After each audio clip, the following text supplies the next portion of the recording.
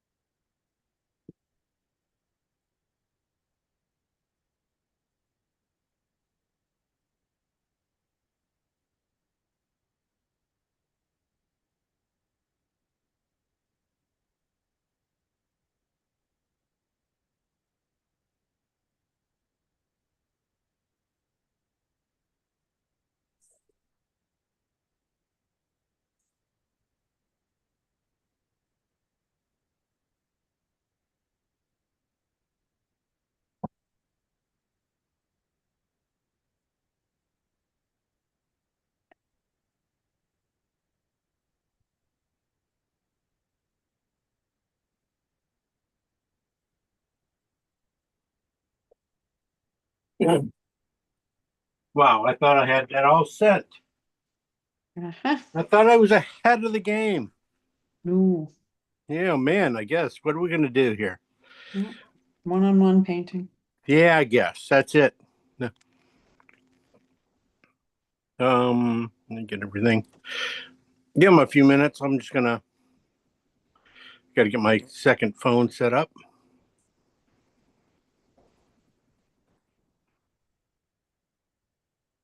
This is just right up your alley. It's better than that one last week. What did we do last week? You did. Oh God, that's that funny bird. It's not Oh, the bird's not the issue. It was the paint and the water and ugh. too God. tough. It wasn't, it would have been okay had I had more time for the week. And then I had a lot of Prussian and indigo in my mixes. And they're like, you know, Hey.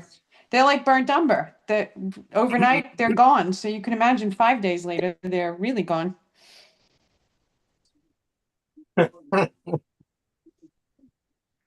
Okay. Okay, Jim, chilling. Hey, Troy. How are you? How you doing? Um, it's okay. The problem, Jim, if you don't send me the stuff ahead of time, I can't set up ahead of time. And if I I can't am. set up ahead of time, I can't keep up with you. No one can keep up with me. I know. I found Hey, that out. hey, I am sorry about that. I thought I sent it. I I don't even was think I thinking of sent. Shelley because I I knew don't even she think I didn't sent use it out. Facebook. Well, I Yeah. will peaceably watch today. That is my fault. I'm totally sorry about that. All right, you've been beaten about the head and shoulders. We're done now. Well, that was an easy one. I I've gotten much worse than that. Mm. So, Yeah. Yeah. I mean, Kim was just ripping me a new one, and now you. No, I was not. I just said I know that other people who don't see the Facebook were looking for the email, and I looked this morning. I thought, nope, no email. Okay, well, yeah. The only reason I'm on Facebook is because of you, Jim. And as soon as this class ends, I'm deleting it. I don't blame you. There's people I don't, I'm being, I Yeah. can't find anything. All I want to do is see your stuff and see what everybody else is doing. That's all I want to do. Oh, And Sarah's people here. We insist have on somebody talking to else. me. We're good. Hmm? We have Sarah here as well, so we're not, Yeah, we got pretty much. We're not We lonely. have everyone, but we've got pretty much all what comes. yeah, that's the whole thing. Let me get this plugged in just in case. So did you really make this Yeah, I stuff? photographed it yesterday. All right. I see the hand of Becky in that teacup. Yeah, she grabbed it. She grabbed the teacup for me and said, "Here you go." I said, Yeah, "Okay." that So looks like Becky. yeah, that was from our when our son was born. Somebody gave us a teacup with flowers in it. Yeah. Uh, antique, Oh, that's sweet. yeah, antique teacup. So we kept it, and so I've been holding off on it. I've seen some great guys. There's a friend of mine. Uh, yeah, a friend of mine who paints these landscapes with teacups all the time. Uh, Keys. What's Daniel Keys? Daniel Keys, yeah, he Yeah, Oh, does. yeah, yeah. yeah. Him and Yeah. yeah, he. I met him a couple years ago at the OPA convention, and Mm.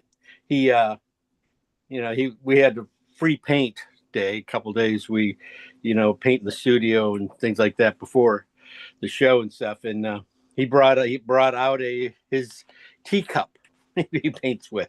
He always because he was going to be doing a demo for everybody too later on that week.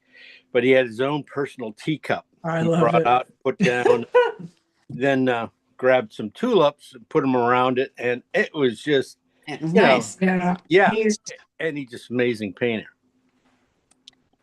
So that's what gave me this idea uh, about doing it. And I went out. I did go out and buy tulips for it. Not just cut from our yard anymore. They're gone already. So I did have to go out and buy some. So you guys should feel really sad that I had to oh, do that for you. wow. Um, You could use it both nights. You could use it on Monday night too. I know. Well, that's the thing. Hey, I'm not. I'm a cheapskate. I'm not gonna make sure. Exactly. You can get more mileage out of this, I think. Just a different, slightly. I move the teacup over to the other side, and that's what we're painting. Yeah. That's it. That's it. Uh, yeah. Last week's the spoonbill. It was That's a fun. beauty. The water turned out okay and fun, and there's some Yeah. fun things going on in it. I did spend about another 2 to 3 hours probably into it. Uh, cleaning up the face, working on that little thing, and then but the water we had, I thought nailed it pretty quick. I didn't do anything back in here except for soften some things, Yeah. and here I barely touched, so it went pretty fast. It can go pretty fast. It's like figuring out what you don't have to change, and Yeah. just change the things you have to. Uh, Jim, I wouldn't No, I mind only if did. you went through the water again. I mean, I was there for the whole thing, but if you just kind of close up a little bit, because the water still kind of staggers me. Up, up, up. There you go. Down. Do you want which one do you want to see? Right? What There do you you go. want? Like Perfect. right where Perfect. the Right there. Right right there. where the bill hits Yeah. the water. Yeah. Yeah. Right there. Okay. Okay. Thank you. Thank You're you. welcome. When I I could looked hold at it here mine all day. I again, mean, it just takes less time we do the class. It's no big deal to me. yeah, when I looked at mine again, I had to take out a lot of extra swirls. I thought, no, that's too many. It's too busy. Swirling. Yeah, too swirly. Half of it is just you can't make everything the same, so you're kind No. of moving things around and stuff. So yeah, Yeah. more swirls probably don't really add to it. Mm-mm. Hey, you got a Alright. nice new Bansky statue. You gonna go Do you take a know? look Do you at it? know? It's funny you mentioned that because last night Ed and I went to the theater and to see Ralph Fiennes actually in something, and he was Ooh, fabulous. Anyway, we're walking back, and I said, What are all those crowds over there? What the heck is that?" And so we go and we look at it, and I'm thinking, yeah, okay, this statue's new. This must be because I had read earlier in the week that someplace a Banksy statue in central London had arrived, and I thought this has got to be it, but I couldn't find the signature on it anywhere. But I mean, mobbed last night, people looking at it. guy with the flag. He's not, yeah, he's like Yeah, Well, that was stepping. him. Yeah. Okay. He's stepping off the plinth, and there's been a lot of debate around, why they stuck it in where they stuck it, because all the other statues around there are, British imperialist war Yeah. victories, and then there's this guy Horses. with the flag covering his face stepping off into the unknown. Stealing all their thunder. But it Well, won't be there. It's not going to stay. It's only going to be there for however long he decides he was going to, he's going to have it there. Oh. So it's just a display. It's not a permanent fixture. It's a stone statue, but Is it? Yeah. It's not going to be a permanent fixture there now. Yeah. He's going to go till he decides he wants to sell it. That'll be next. Yeah. Oh, it's a pretty amazing guy. Be able to just I say, had no "I'll put idea this he here did and-" sculpture. He's a bunch of guys. Probably. He's basically overseeing a bunch of people and gets to put his name on it. Kind of probably like Warhol did. Right. So pretty cool though. Glad he did it. Got some. Okay, so we did talk about the bird. Now we're on to our flowers. Yeah. Mm. Yeah, take a look at Daniel Keys if you can. He does some beautiful stuff. But he's the one that kind of gave me the idea to do these tulips because they were just so great. I really loved it. So I'm stealing that idea for this one and see if I can do it. I don't know. I can kind of remember the colors but we'll see. We will see. So let's bring it up and talk. Oh, what was that? I thought that was the right one.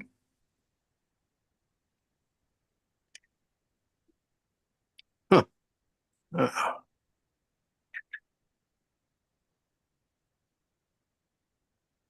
There we go. Dark. That's interesting. That's more value than I saw in the color. Yeah. Yeah.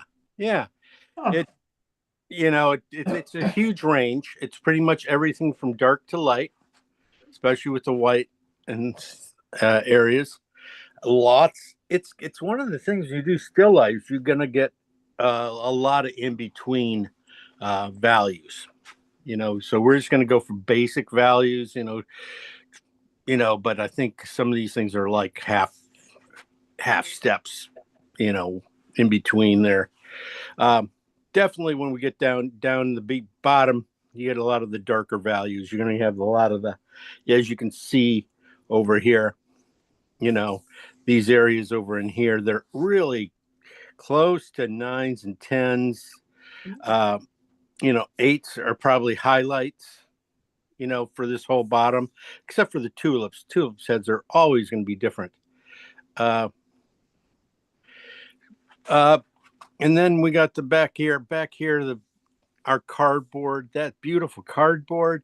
That's around a 7. So we're going to, 7s, 8s. So it's really heavy greens and the background and the foreground, really right there from 7s to 10s is going to be it. Then you got the flowers in the cup and the flowers on the cup. We're not going to be doing those. I mean, No. you can, yeah, I'll be touching those, but I probably won't be, putting them in there like that, trying to, make a schmutz. You can just see how you could just smush with a brush and probably get close to what it looks like. Very impressionistic. We're going to go with. Yeah, we're gonna try. Okay.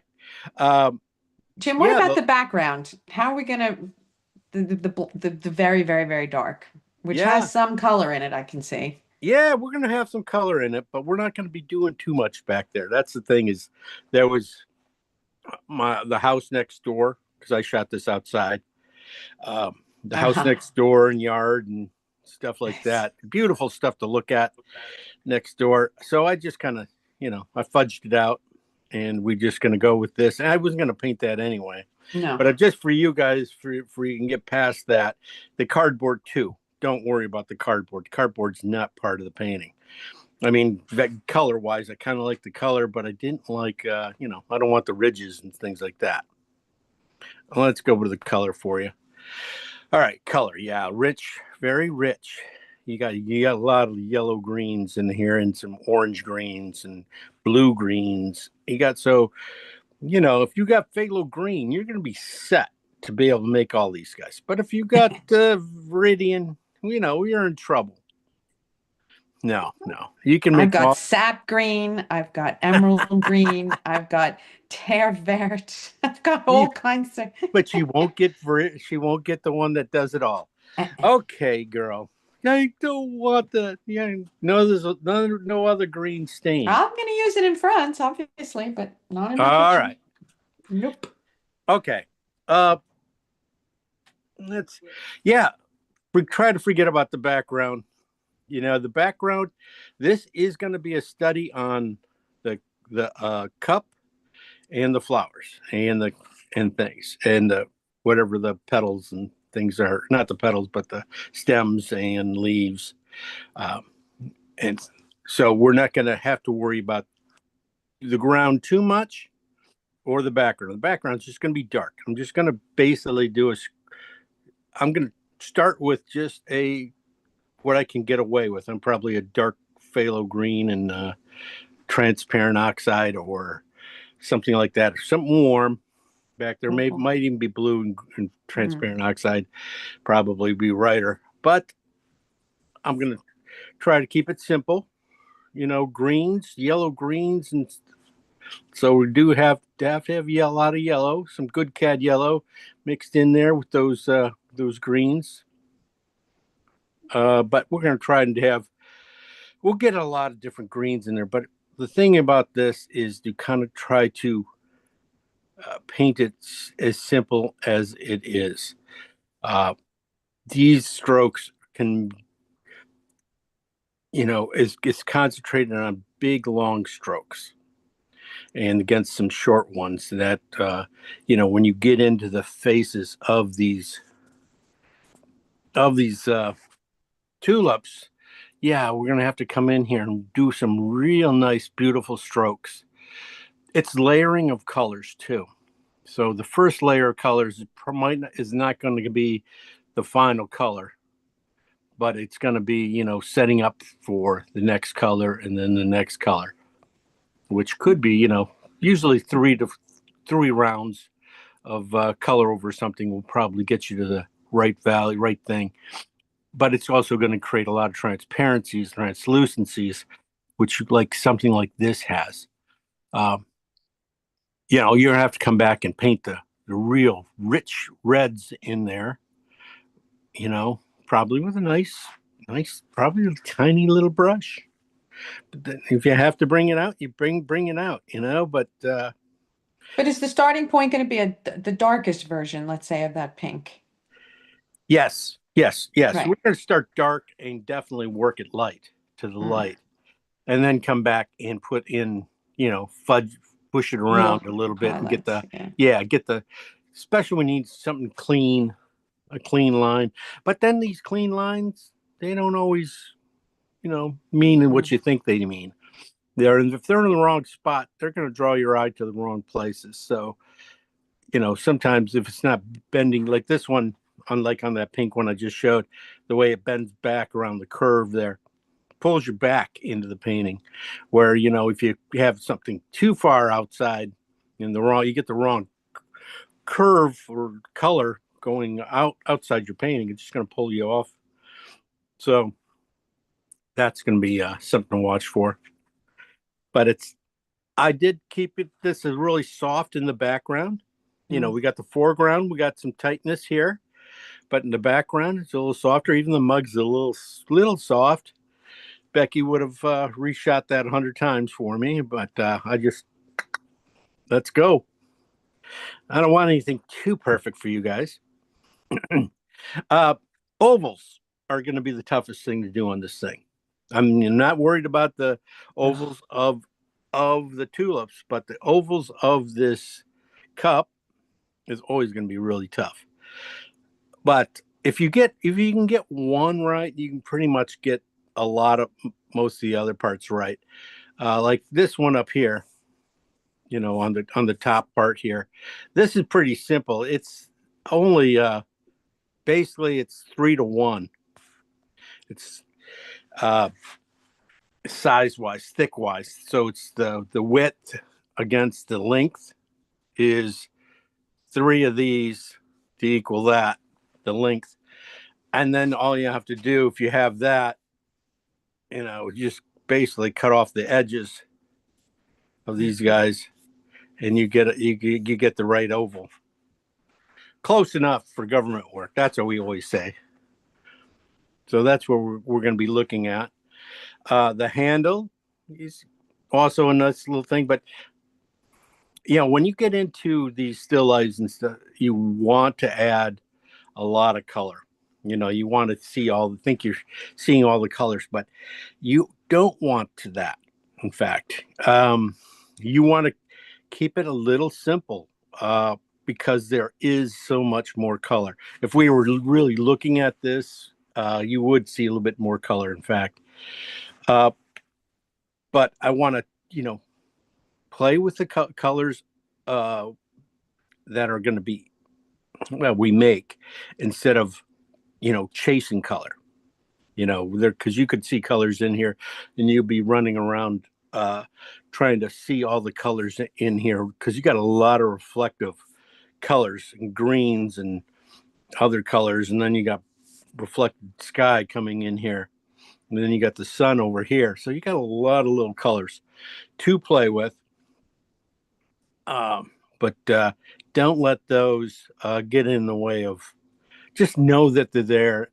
Keep what's warm, what's cool is really almost close enough to do this. Also, like I said, my painting is going to be a lot of transparent oxide. It's going to be in here underneath everything, so it's going to be mixing into all the colors anyway. So it's Why the transparent oxide, Jeff? That's what I As saw. a compliment? That's what I saw him do. Yeah, because because I it want worked. to. There you It go. worked. It works so well right here with these greens and Oh, with the greens. Okay, I greens see and what you're yellows. saying. They get in there and they just go gorgeous. And then just that little bit of uh, showing through on some of these guys just pulls it all together. You know, keeps this from being painted totally different than the tulips in the background. So it just brings them all together. So that's what I'm shooting for. The only really what I'm hoping for is this highlight in the dish, you know, over there and there, are going to be enough to pull everything together. I mean, to Were separate they them both out. the same value? I don't remember from the black and white shot. Were No, this one's slightly darker. This is going to be your bright yellowish and pink Right. ones. okay. The highlights, definitely, I'm going to look at them the same way I do everything else. You know, you got to warm, you got to cool. Mm-hmm. And these ones probably have even, like this one over here, probably has a little bit more green in it, you know. And then over here, we got a little coffee with creamer in it or tea. You know, I wasn't sure which way I wanted to go, so I kind of fidgeted it. It's the same color as the cardboard. It works. Pretty much. It works. But it's the, yeah. So yeah, so it should be fun. Some big long strokes here. Try not to get too carried away with too many short ones, but definitely you are going to have to come back and go against the grain someplace, because when you do a lot of long guys like this, sometimes just like I said, takes you right off the painting. But so then you got to look for, you know, maybe look for a few shadows to slow it down. Keep the eye. There's always, if it feels like it's going fast, look again, and you'll definitely find a shadow or something that will slow it down, you know, a stroke or two. That's usually what it is. Usually what you can find. Okay. Yeah, this guy's weird. I want to tell you about this. This is just a leaf or a petal off that guy. Just got bent up a little bit, and then the twirly thing here too. I could have bent. I saw those and I said, let's leave it. You know, if you don't like it, you can paint it out. If you do like it, you can paint it in. So, and then concentrate on everything. Make sure you have these two and a little bit of that one, maybe this one, and then these guys are going to be like your simpler guys. Supporting actors. Yeah. You're not going to have to put in all the love into those guys, as long as you get enough into this guy. So, but that's, you know, it should be fun. It's something different. There. Yeah. What else? Yeah, and then that's about it. Any questions? Okay, we will go and get this out of here and pull up the rest of it. Sarah never says anything. You notice that? She's always so quiet. You gotta watch her. Oh, would have been helpful. Somehow I turned off my. What the heck happened here?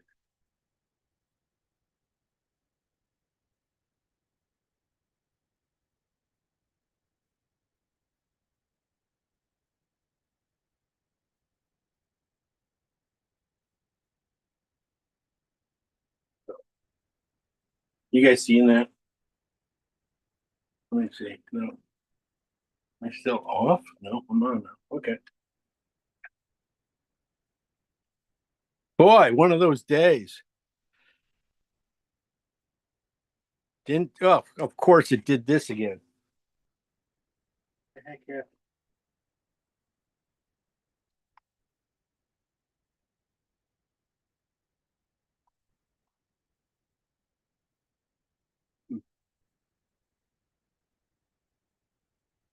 That doesn't help anybody.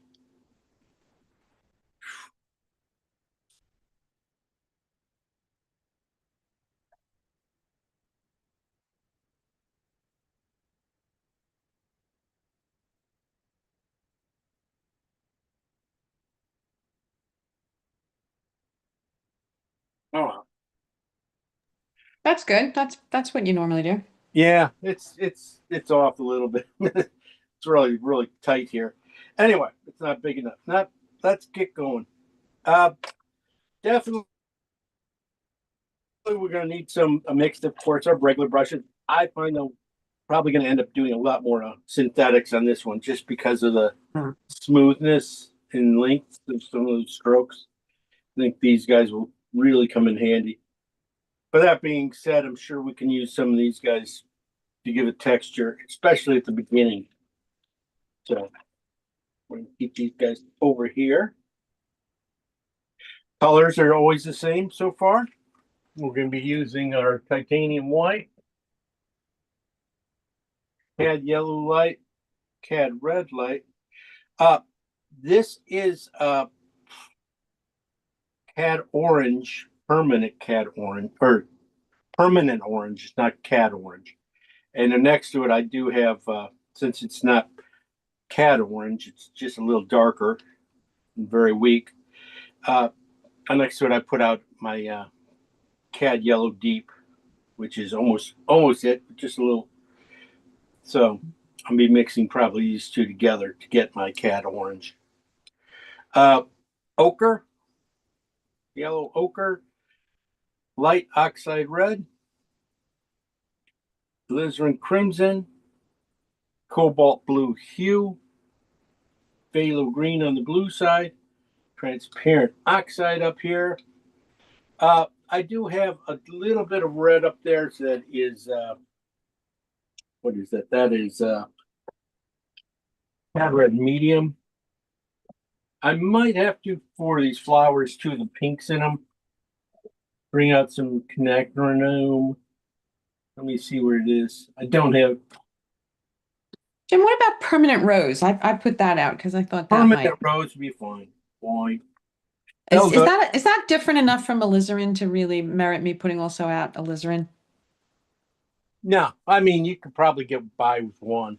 Right. Okay. You know, this one, this Nacrome. I think it's the Rose Madder Lake that is the most alizarin-y. Yeah.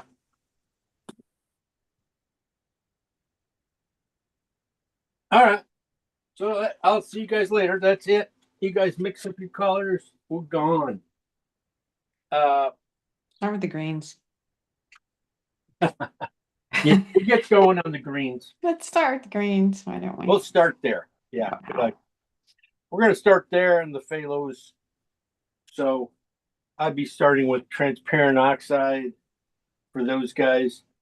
I'll be doing a lot of work with transparent oxide in this one.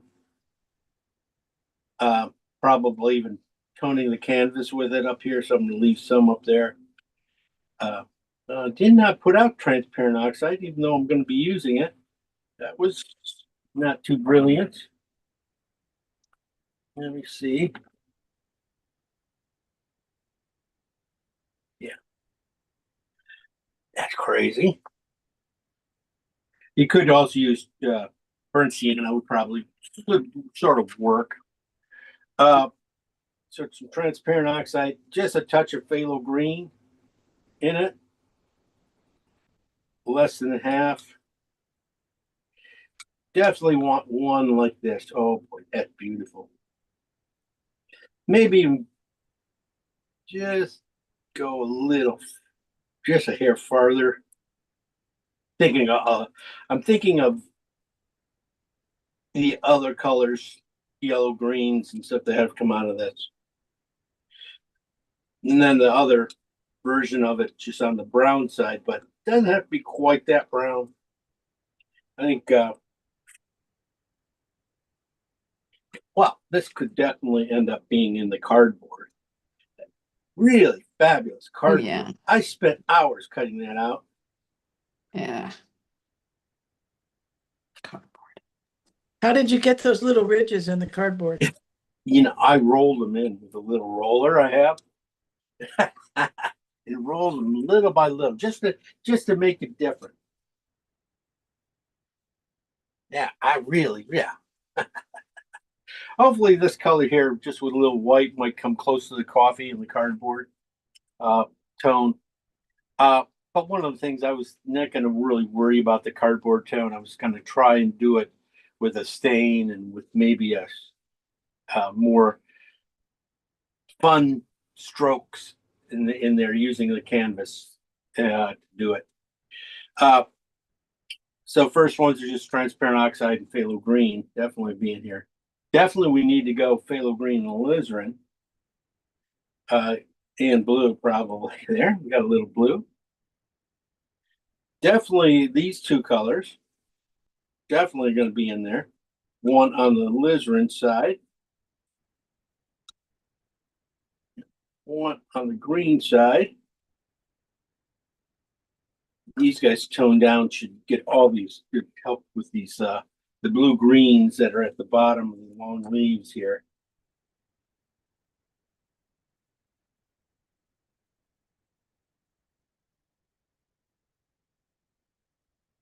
And I'm going to go and probably do these two colors with blue now.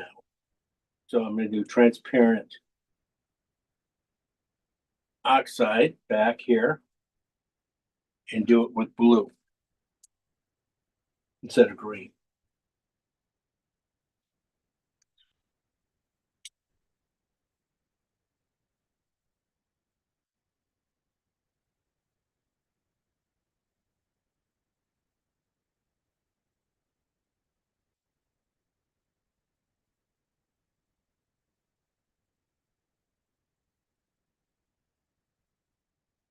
Okay. And then the alizarin and blue.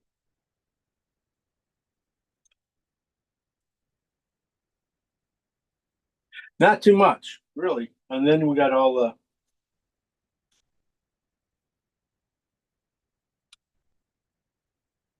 the flower colors and values. Should be able to get a lot of those out of these colors.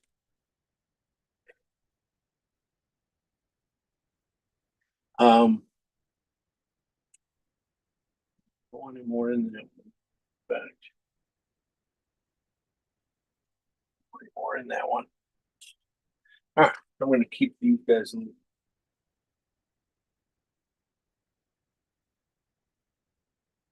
Pretty simple. Simple, keep it a little simple. I'm going to take and split these guys into a couple piles because one I want to take one pile and bring it down here, down in here, of these guys. So I'm going to add yellow to them down in here. Underneath, I'll just add a little bit of white. I probably brought this down too far. These guys should be probably up here.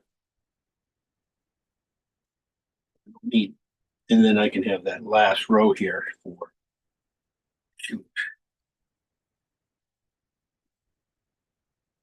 my flowers colors. Oranges, pinks, and yellows, and that's it. I want these colors for my greens, and then I want a piece of these guys for my whites.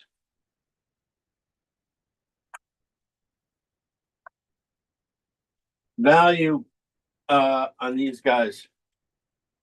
That green on the bottom here. I'm going to go 8s because 7s are too light. Going to keep it too light. 8 will keep it dark in the bottom, and the yellows I think will be fine. So I'm going to take and just add enough white in these guys to make them an 8. Half and half. And if you go on to keep them on the dark side, that's fine. It doesn't have to be, you can keep them on the dark side.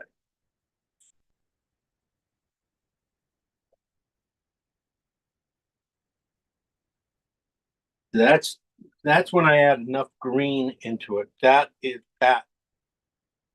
nails a lot of this warm greens down in here. So that's perfect. So I'm going to mix everything to that. I didn't add that much. What was that one? That was the first one. Yeah, that was transparent oxide and phthalo green. And phthalo, right.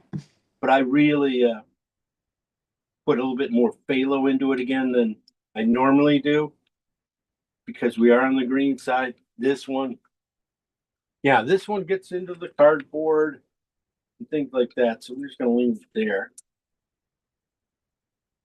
Probably went a little light. That's what I was thinking. Uh, Again, this is phthalo green, and I think this was supposed to be phthalo on the green side. As you can see, it's just a hair dark, just a hair though. You might need to put in a touch more green, but it's a beautiful. That's a break down the middle. Yeah, it's just, I would love to keep that. So I'm gonna just take half of it and just take a piece of it and just push a little phthalo into it this side.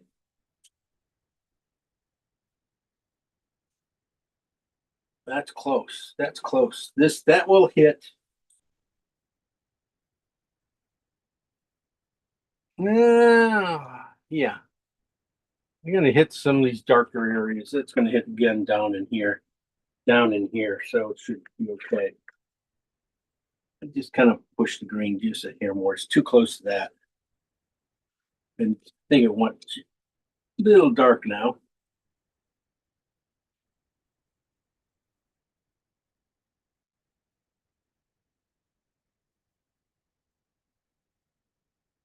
Yeah. Just enough to see some. Yeah, that'll be fun. That mixed with a little bit of that should come out to the right color. The purple, same thing.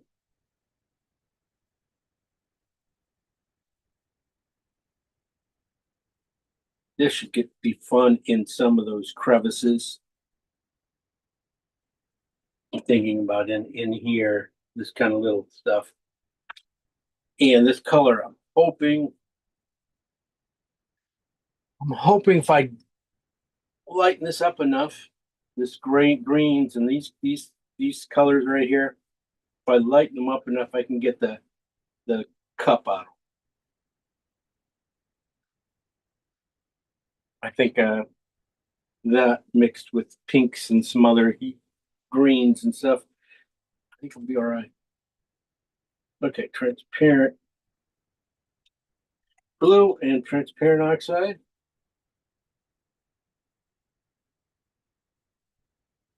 This is the blue side. Definitely could jump in the cardboard. Uh, you know, there's some places it could end up. When we add some yellow to it, it probably will work a little bit better. Another cool cardboard color. Yeah, and I'm not going to worry about the lines in the cardboard. I just used it for color, basically. I was just stealing it for color. Purple.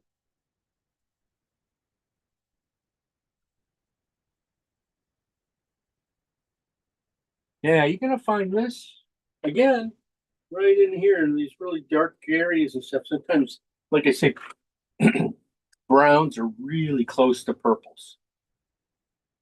You're really cousins. So getting those guys to go in there together and stuff is not hard. But this purple could definitely be in the bottom of some of the flowers or some of the heads of the tulips. And these guys too, also, I was thinking, hoping, you know, these guys or combination of these colors together will get the cup at the end. We'll get those popped up when we do the flowers and stuff. Now these colors, same colors. We're gonna just add cad yellow too. Value again. I want to go in for the lime green kind of mid tone. So it's gonna go probably closer to 5. So it's gonna be about the same amount.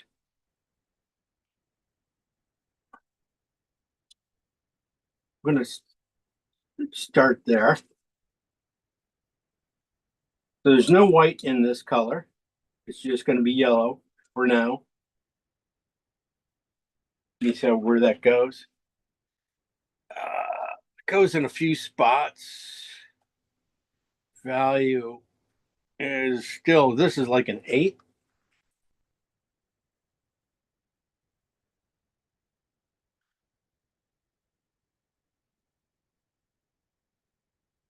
Gonna leave it there. That's getting closer. That's going to get into the back, some of the back areas of these colors back in here. I might not have put out enough yellow. Definitely. Transparent oxide. That's transparent oxide in phthalo green in yellow. I was thinking this color, these colors would be, you know, a lot more intense, but I think it's really gonna almost put out the yellow first and put these colors in. Because these, I don't think I have enough yellow to make these colors. This will be an 8, so I might just leave these guys here and do the same thing as I did there, and bring these guys up. This is all over. This is all over in here. This is a great color, phthalo green, a little alizarin, and this is the alizarin side. So it's going to be a little more army. That red just is going to gray it out a little bit more. You can see it in there. I can see it in there. A few spots. It's good to just have a lot of places to put it.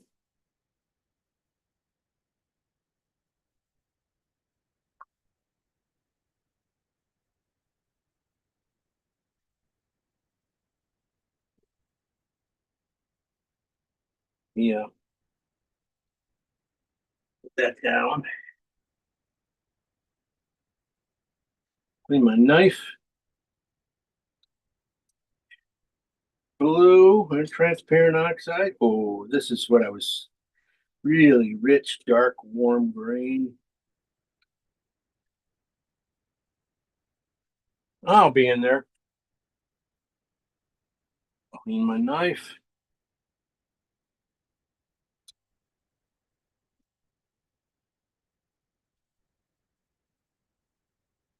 Wow, that did not move it.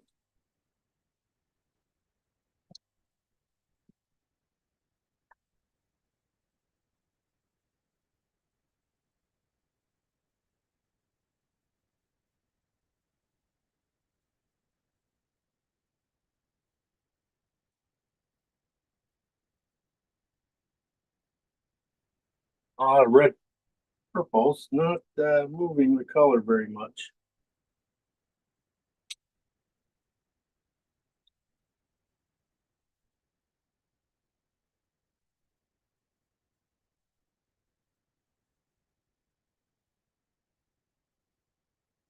Yeah, this is getting in there. This is moving me up.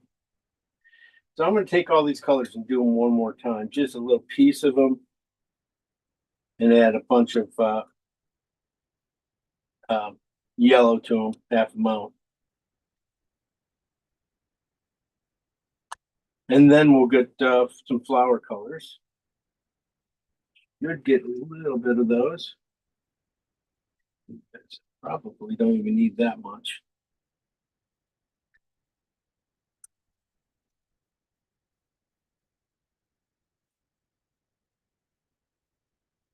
Now that one's doing.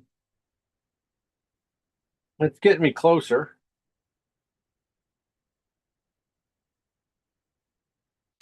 Put up more yellow.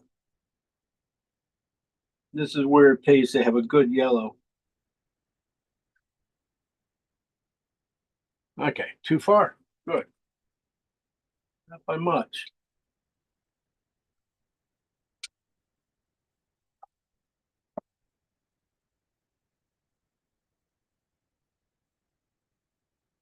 That's why. This is my light permanent yellow.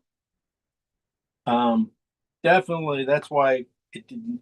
It looks a lot like cadmium, with light. But I tell you, it does not have any tinting power. putting it in here just did not move. I've got something called Brilliant Lemon, and it's doing nothing as well. So I think, Yeah, yellows aren't yeah, not a big strong no. color. So even white can be the same way. So we're gonna leave these guys about here. And yellow, here it is. I'll mess around. It doesn't even move it that far. When you double it up, it should be moving it pretty good, but didn't move it. Yeah. That's the thing, is when you got all these greens, you're trying to find them. I probably could be using, shoot, could it be some of these colors I could definitely use orange in. I'll do a few of those too at the end when I get these guys so far. When I get them into place. A lot of times too, we can interchange a lot of the yellows, greens, and stuff out. I'm just going to take a little bit of that one.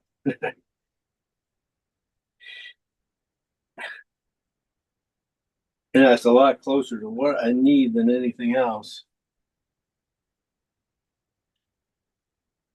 Yeah, you put you back. You're too strong. Same here.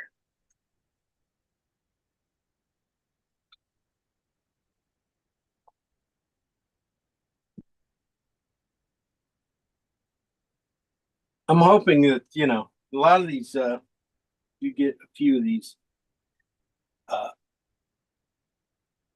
flower colors coming out here, especially the yellow and orange ones. That we'll be able to get a few of these guys out of there. Let's see, with blue and green, this is the one I was kind of counting on. Get there, I did. All right, well, good. Closer. Yes, I hear yellow.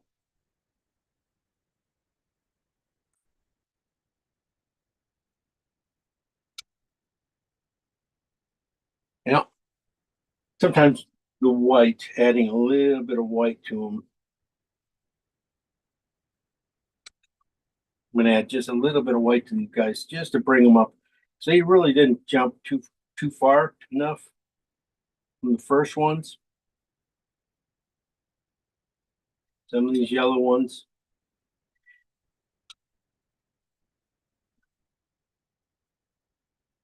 Add just a touch of white to them.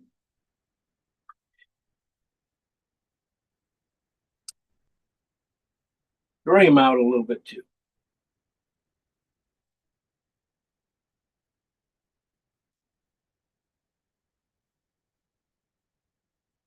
All right, and then off we go. See the wizard on the colors of the flowers here, the poppies, not poppies.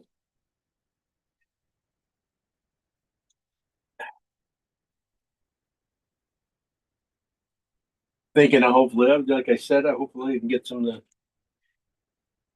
yellow tulips, something out of there, coming out of here. Orange tulips. That's pretty good.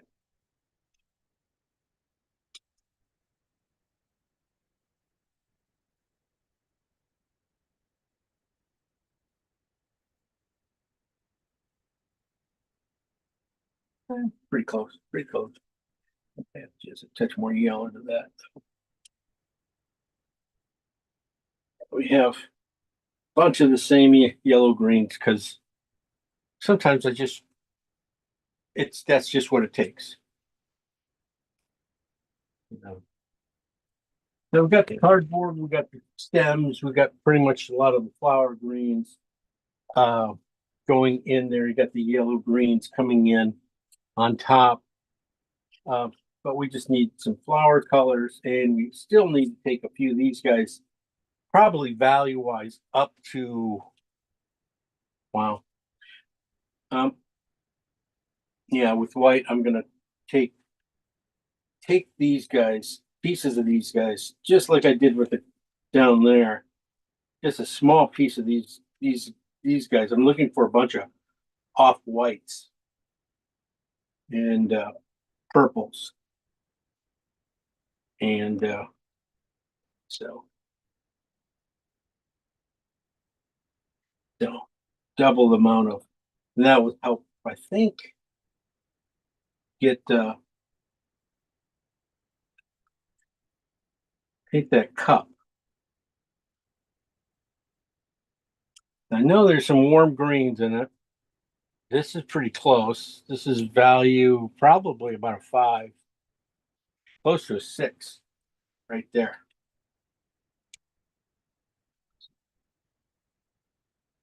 I'm going to go probably for a 4. Right now it's 5. It's pretty close. And that was transparent ox, phthalo green, and transparent. That could definitely, I found that in that cup. Whoops, that's going to be this warm here too. This might not. This again needs to go brighter, but this could definitely. What I'm going to take and leave this here because this is these two mixed together. I think it's a coffee color. These 3 mixed together like that. I think we've got coffee color too. This is the phthalo green on the just a little bit more right down the middle. That could be fun in there. Could be fun in there. Add a little bit more white.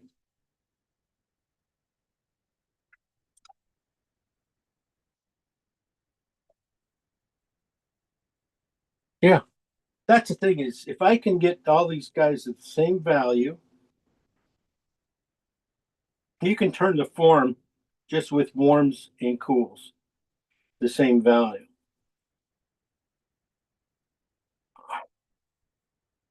So that's what I'm looking to do. There's a lot of color in it. That phthalo just pops out of things. This is the color I was thinking was going to be like a base, good base tone for the cup would be yeah, definitely is. Transparent oxide, or this is phthalo green and alizarin. On the alizarin side, so it's slightly purple. So I was thinking this, again, value-wise, this is, wow. Doesn't look like it, but that's a 5. That's really bright. And I'm going to stay there. I'm not going to go any farther with that one. These ones should work out really well with it, I think, too.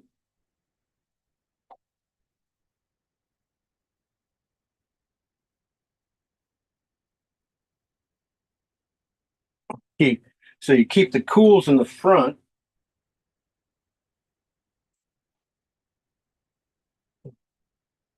No, you put the warms in the front, cools on the side, and that should turn the form. Because the warms are going to come forward. So you do see a lot of reflective little areas of reds and pinks and greens coming forward.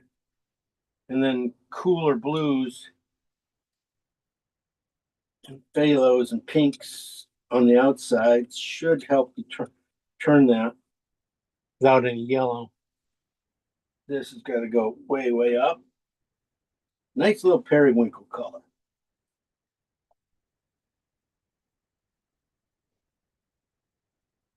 Yeah.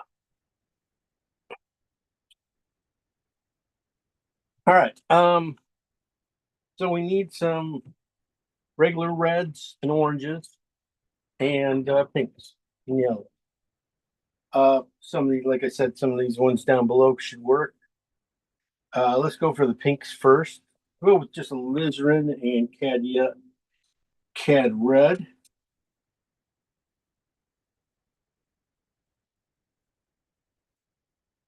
Not much room here.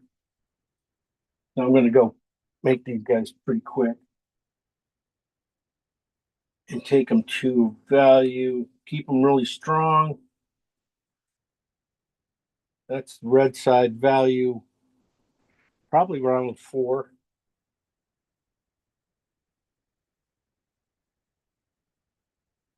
You guys have probably run out of space. Long time ago. Yeah, I wouldn't doubt that.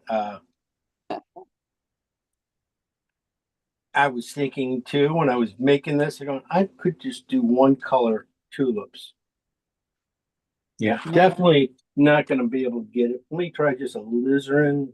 Jim, just looking at my palette and looking at yours, I'm wondering, the base of the teacup, Mm-hmm. what is You're that jumping color? on that already, huh? No, I'm just looking and because again, because of the lack of space, I'm thinking, all right, what have I got here? That goes with that. Right. I've got a basic bluey gray for the whole cup, but Yeah. the base of the teacup, The very base it has a little purple in it. it does. It's a It purple. does. It's a It's a red purple. Okay. Probably coming. A lot of it might be coming from that tulip right next to it. The Yeah. red one. There, it's kind of a Mm, this kind of red. yeah. So Yeah. it's going to Okay. be a little, yeah, little blue in it. Uh-huh. I'm going to just go with these guys for now. I'm not going to keep moving too many with this stuff. I probably am going to have to take it way up on some of the outside petals, really to a really high key pink and stuff. You might find that pink in a lot of, even in the yellow ones too, or orange ones. You might find that this kind of yellow pink in there. Gonna have to have a yellow white. And okay, the oranges. Looking at transparent oxide and phthalo green, but I'm not seeing it there. That's not going to work. I'm going to go orange.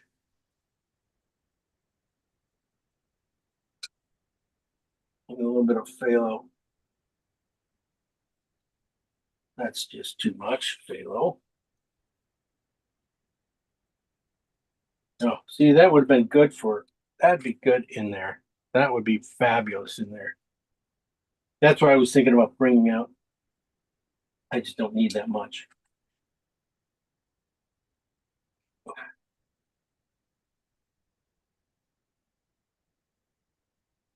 Maybe putting that underneath and then just building it up. I'm thinking, like I said, that cad orange mine is just terrible. Or not my cad orange, it's permanent orange, which is the same as that yellow. Took all that stuff and didn't do it, barely moved it. Okay, but this is pretty close. This is just cad. I just used orange by itself with just a little yellow. And I think I can get some of these highlights, really push it a little higher. And that's all it's going to be, like that kind of stuff. Still got pinks, oranges. I'll do the dark. We got the darks. Anacronome. I'm going to try that with the white.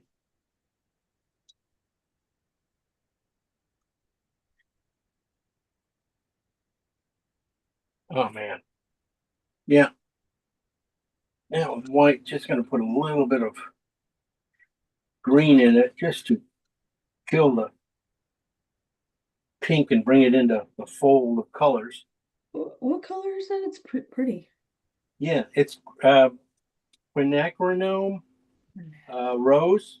Okay. You probably don't have it, but if you, I was just using it because I just saw it on some of these flowers. It's a flower person color.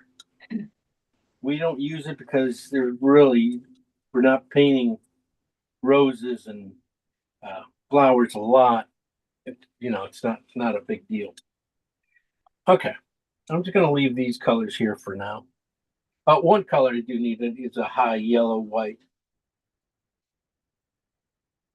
So I'm just gonna steal a little bit of yellow from one of these guys down here, yellow, green, white for my cup. Well, that's almost too much. We're gonna leave it, can't go in it. We do need to get painting, so I think we got enough colors for a while, but it's good to have them. I would say definitely phthalo green and orange would have been a better solution than some of these colors.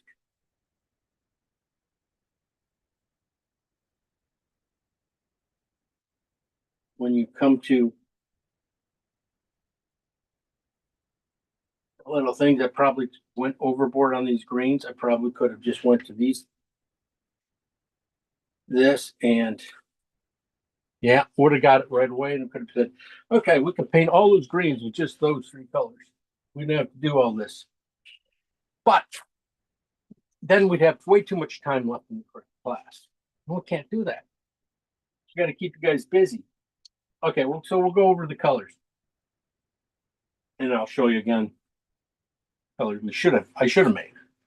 But that's the thing about when you're doing still life, there's always a lot of colors.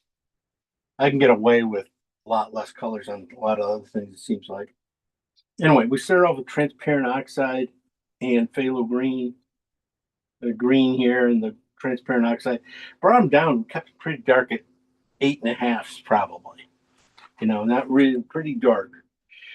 Then we took them way up to about 4s. And then we got alizarin and phthalo green. This one was right here, this gray one. Good mix of both of them. I liked it on it. But I do need one on the phthalo green side and then one on the red side. So you can see it down in here when you add enough white. You can see that this on the red side, that is on the blue side. That's your green side. Gonna need those for definitely topper colors for the leaves. And if they are too light, it will just be adding just a little bit of the top color into it. That's all it is. Transparent oxide, or this is blue and transparent oxides. We got the blue side, which didn't look blue. I mean, they probably should have really went for the more blue one on that one too. And then came and bringing them down. You can see how weak that color is. But I was looking for the cup colors. Maybe I could use this color in there, or this color. This could be definitely a mix of. See, these are the same colors except for this is green and this is blue. This is cooler than that brown. It definitely helped me when I have to make coffee. Phthalo green. This is alizarin and blue here, and of course we got some nice colors. Definitely some cooler things. Sometimes you might need those guys. We took those main colors up here and we brought them down here. We just put yellow in them because I wanted greens. I wanted lots of greens to work with. Some of these guys won't work, but some of these will. Some of these regular blue greens, we're definitely going to jump in here. Then the yellow greens, we try to push it down and try to see if we can get some yellow greens. I'm coming out over here on the phthalo green and orange, being a bigger part of this painting than these guys. So at the end, I might scrape an area out here when I get done and mix some more of that. So that was phthalo green and orange mixed up. A little bit of green, lots of orange, and then this last one I added yellow to. And that's the color that's gonna get into a lot of the leaves. I'm just these guys right here. If you get those colors right, you know, you can create a lot of depth. And that's why you need something that jumps forward. You need something that sits back a little bit farther. Maybe something else fits back farther. So you need to have distance, create distance with your colors.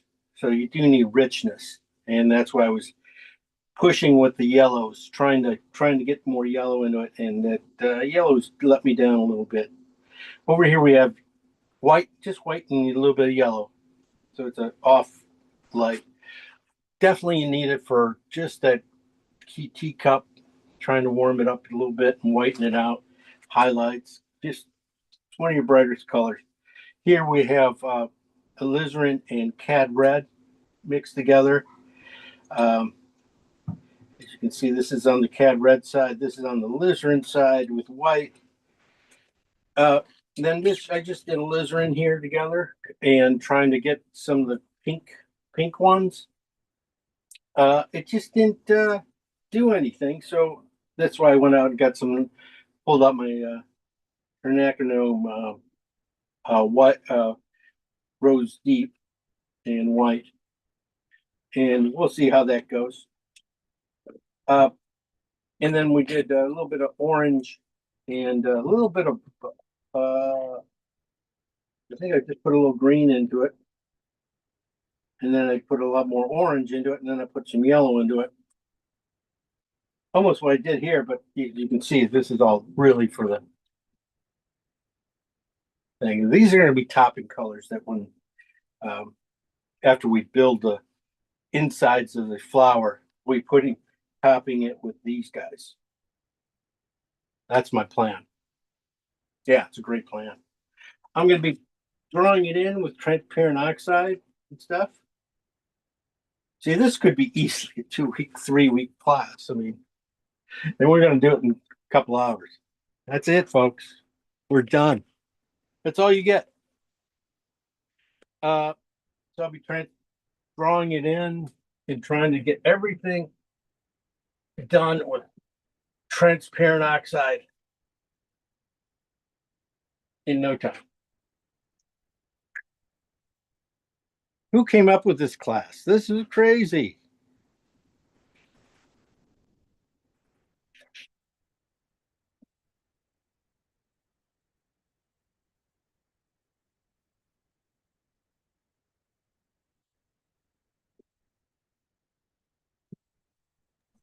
For a bunch of greens and a couple of pinks, you've got a full palette there. You I know, think you went kind of nuts there. I went heavy. Yeah, I did go a little heavy on this one. It could be because it's not my specialty. You know, I'm thinking about other colors too much. Thinking about the greens way too much because I'm not used to painting that many greens. But I like to have them all.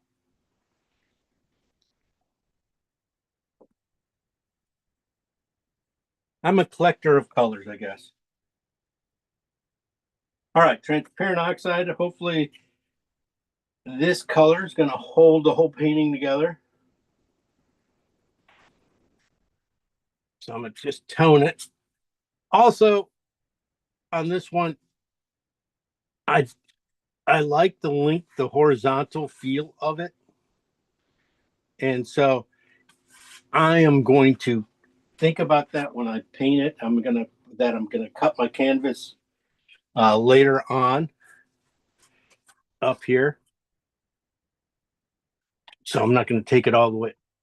I'm gonna probably trim it from probably up off one side. I try not to do it all.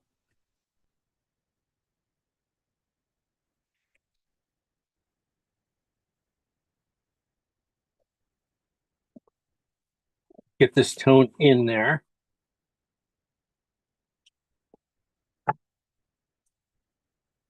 You know, what I meant was I want to cut it once. I don't want to have to cut it twice.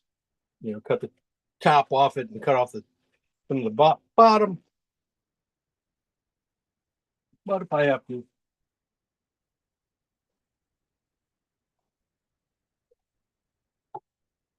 I do that, and then you let a framer figure out frame.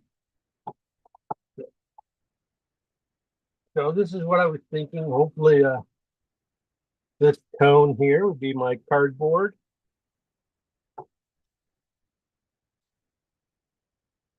I just got to rub it in just to get rid of the speckle.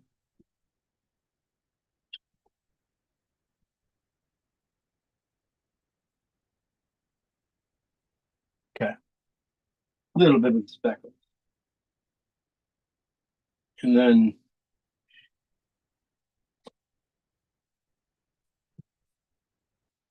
gonna come back in and just put a really dark bottom to it.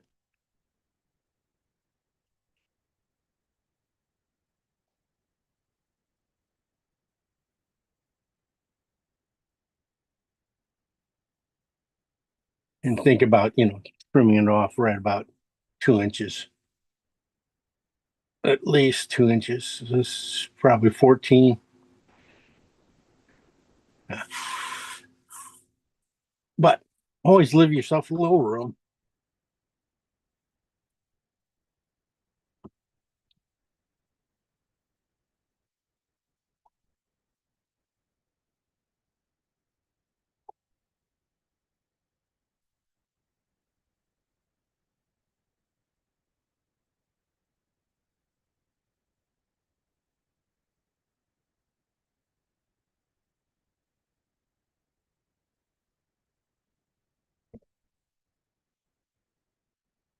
All right. The cup's gonna go probably right about here.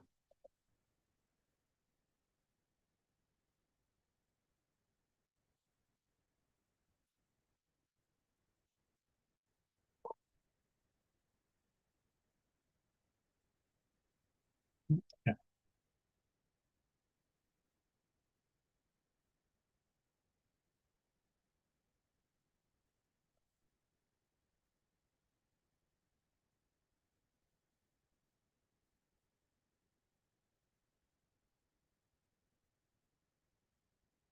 No, that, yeah, I come in to come over one more square.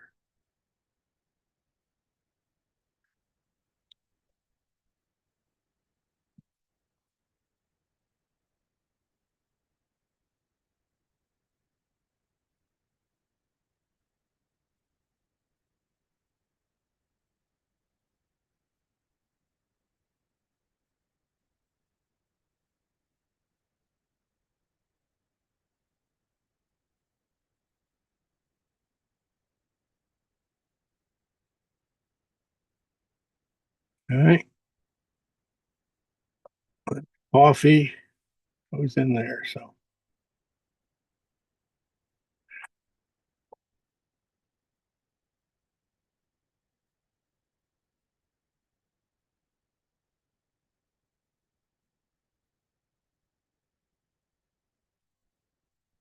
That's too high. That should have been there.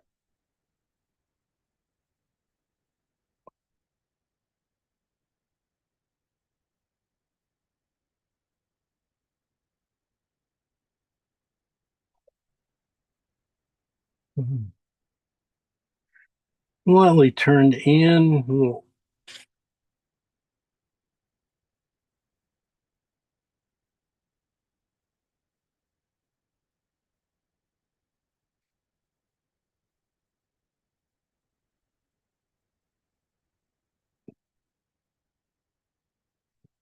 There.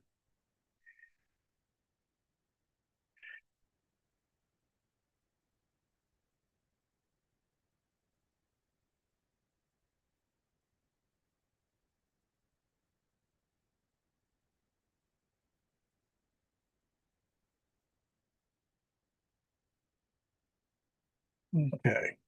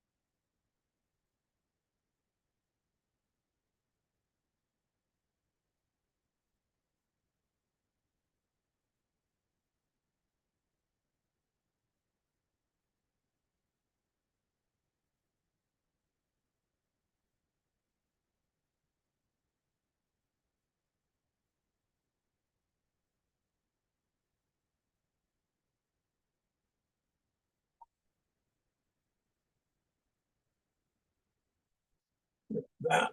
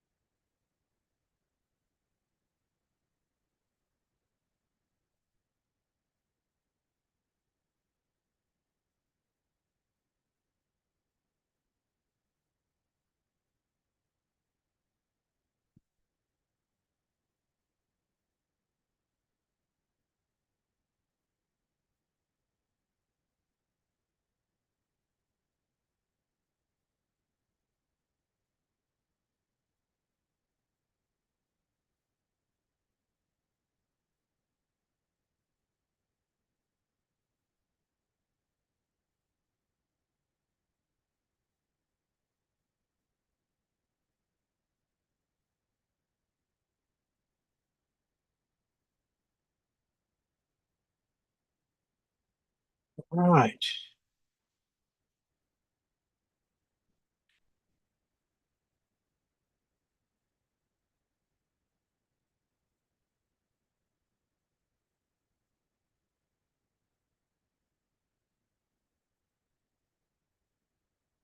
Last little drawing problems, just making sure its cup rim works.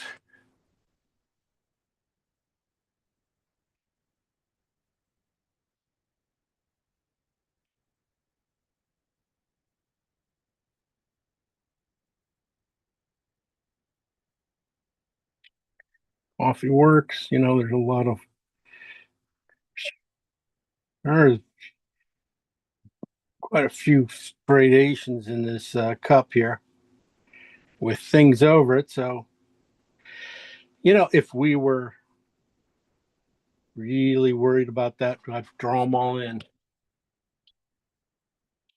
All right, I'm going to pull out a few highlights before I don't lose myself, where I'm thinking things are going to go.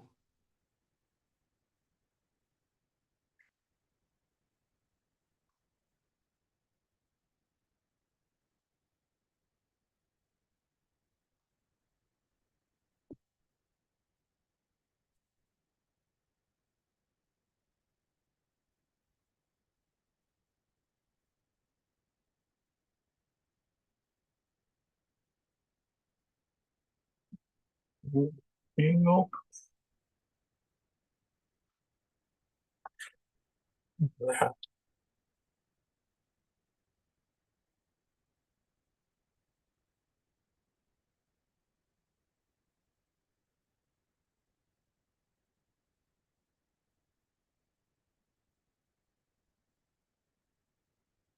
All right, hopefully you guys are ready.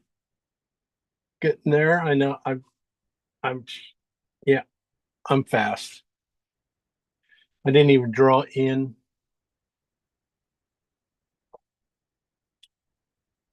everything, so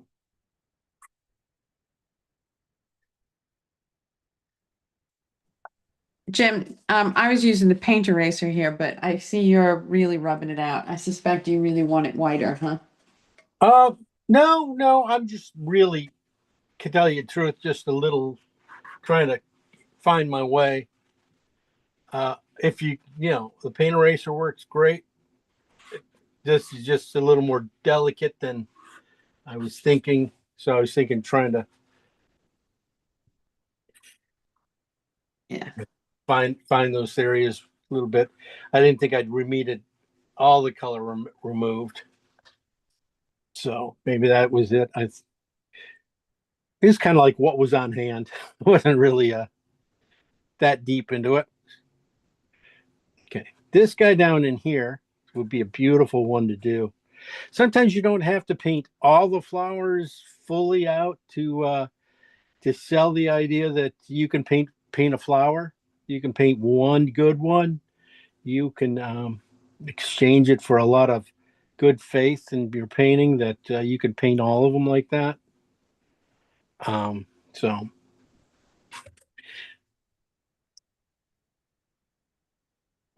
Oh, I see. You've marked out those too, yeah, I'm just marking out just a little bit of, where they're going to be. yeah. Everything's dark enough that I can get away with a little bit, and then just a little bit of this yellow one showing at the end. You can get them to turn back up, tilt up a little bit into the painting instead of, straight off. If you tilts up, has a little more, it'll help with connecting these guys together, this oval. Let me get this guy.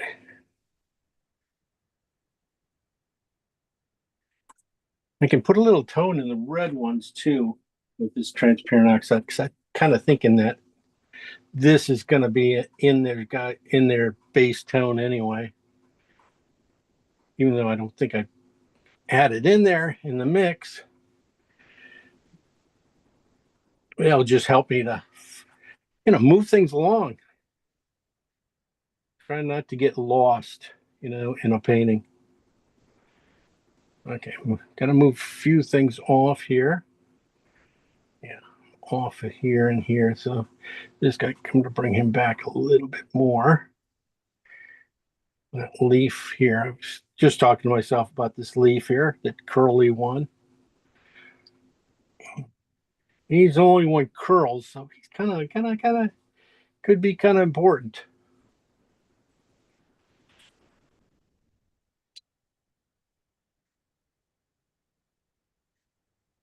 And just the way these guys run in here,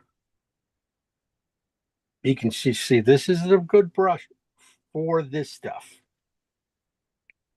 So you're laying that in what? Just transparent oxide right now. I'm just working. Still, you're working your lines. I'm just working my lines and making sure feeling my drawing and stuff. A lot of these red ones, we're going to go have a little more transparent oxide in them anyway. So just to, mark them out a little bit will help with speeding the drawing up.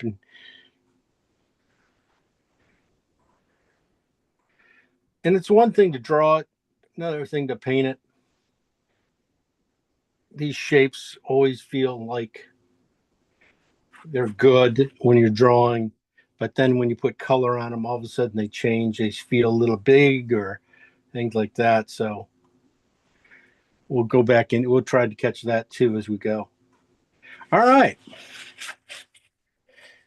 Let's, I'm going to start with the darks again. Start with my darkest darks. I want to put some of those, get a little bit of this background in, back in here, because when I put those other colors in, I want them to touch it, and soften on their own. So that's what I'm going to work here. A little bit of phthalo green and transparent oxide. Green side first.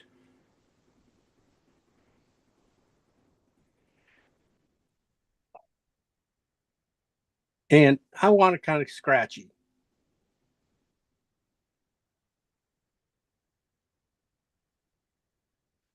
A little more green than I thought it was going to go. I'm going to have to switch over to the transparent.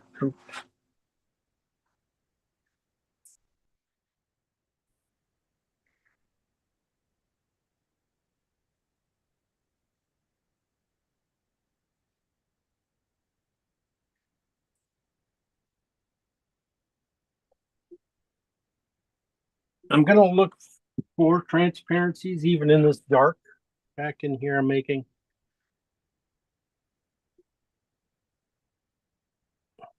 I'm going to just go around some things.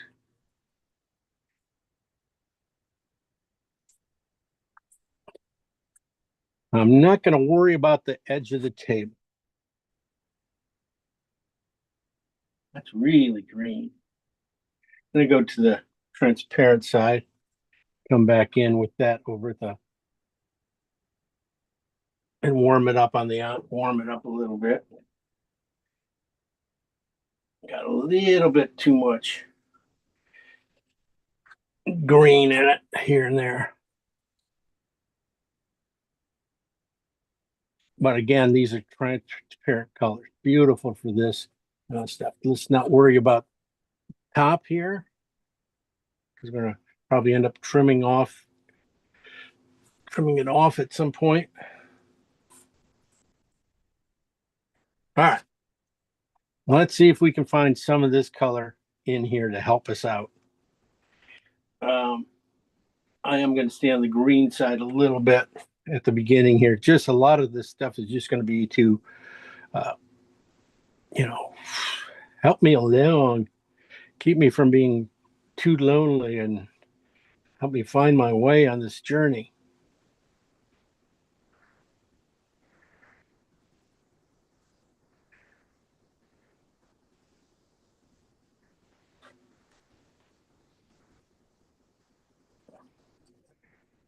So I'm kind of picking out where I think it's going to go.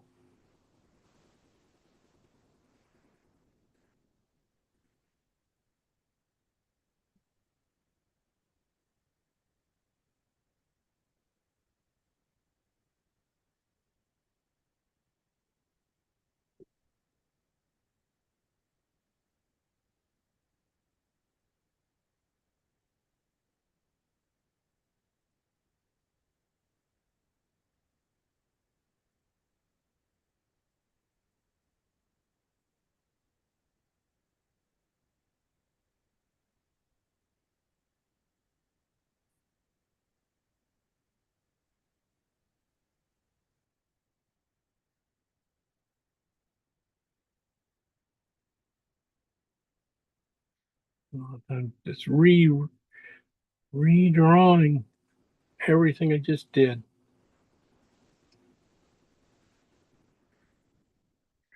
And now that I've put in what I want, some things, now I can come back in and just with a light touch, I can trying to get this green in here.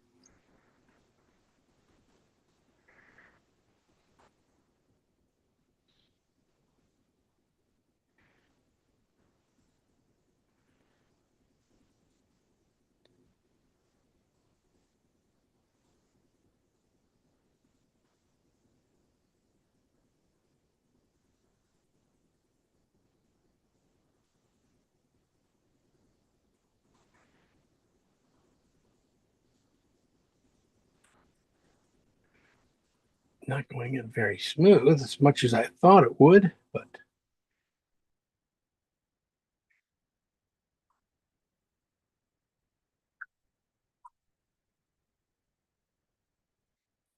okay. That should help.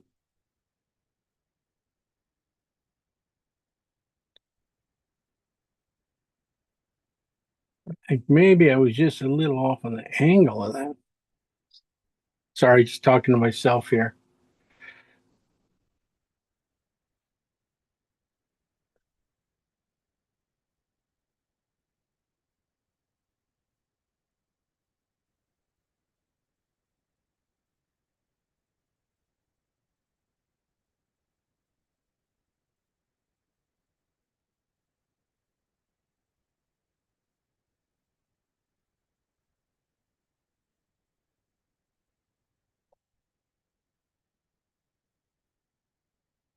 The nice thing about this, some of the edges, even though they are sort of soft, they're very clean. That's the thing, is it's just very clean edges. They're soft but clean, you know. Really, I mean, because they just separate out really nice. Okay, so basically I'll just be going through and toning this greens down right to where they're supposed to be.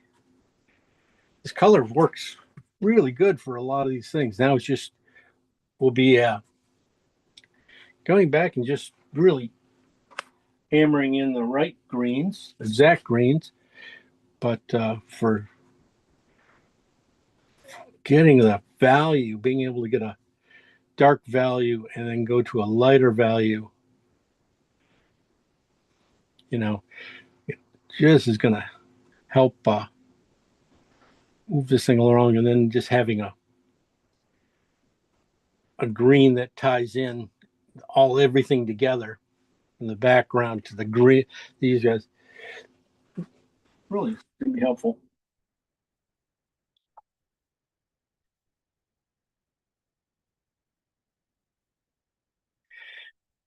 Yeah, definitely these guys got to go. Gonna have to go cooler greens here and there.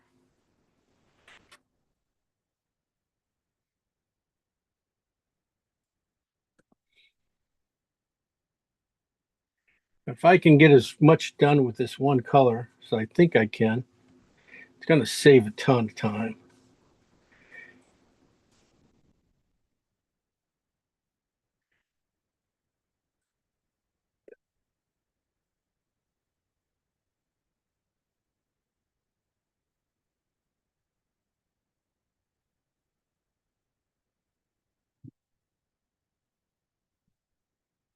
I'm going to put a little bit of it in the bottom of the, oops, should be on just slightly green side. Put it in a little bit of the cup. Coming on here, maybe around the insides. Green coffee too. Green coffee. Green tea. Could have been green tea. Haha. Yeah. Okay, so it starts to solidify. My drawing starts to figure out a little bit. Just getting these darks and lights in just is amazing, because now we put go to the cool side. You're gonna find that 3/4 of this painting's done. You know, things to get done with this stuff, with this color. Phthalo green and alizarin now. This is on the I'm gonna go just on the green side. Full strength. I know one place I like to always start where I know it's gonna be a little dark. Oh. All right.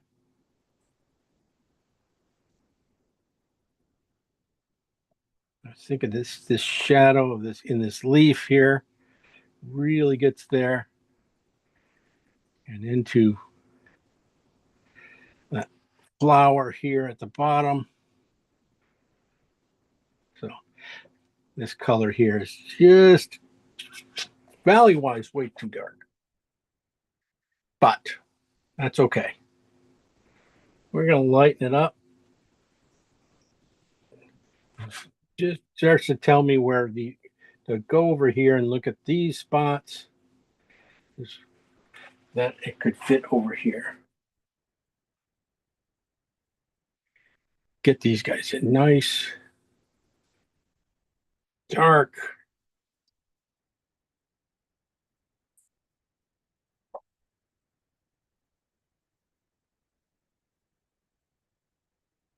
And now the colors just dissipated a little bit. Now it's mixing in with the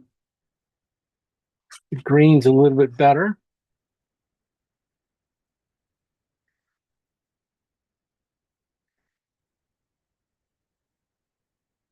That dark against this dark of that green leaf here against that flower head should work out really well.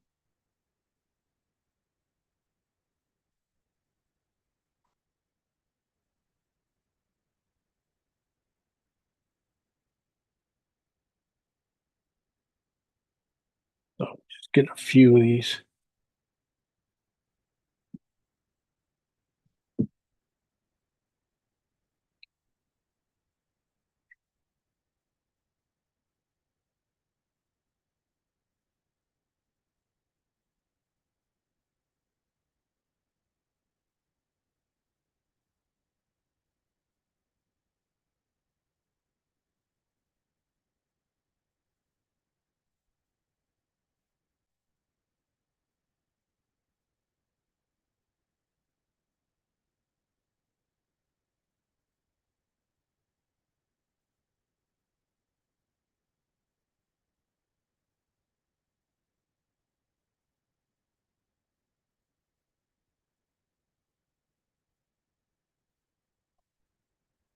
Okay. Let's thin it out and get it in here.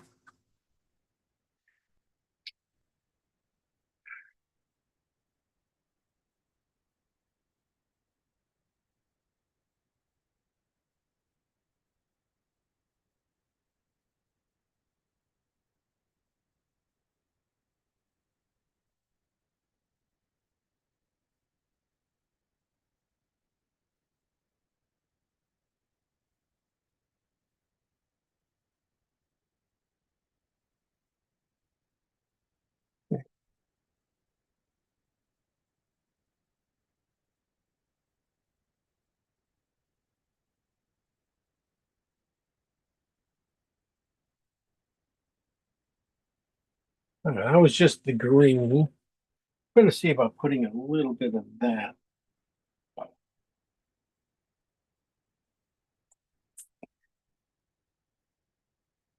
In here a little bit too, so I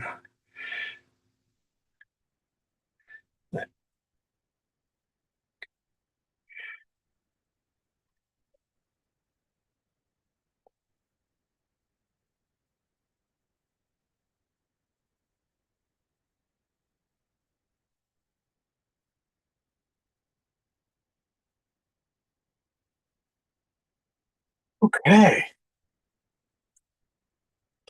We're flying through here. That was some of our darkest dark. Definitely this color. I still have it a little bit on my brush here. Just a touch of it. Yeah, did see it in that cup here a little bit more.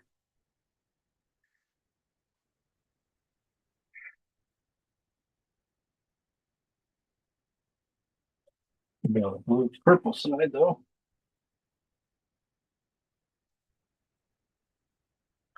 Ah, too dark. Gonna leave it.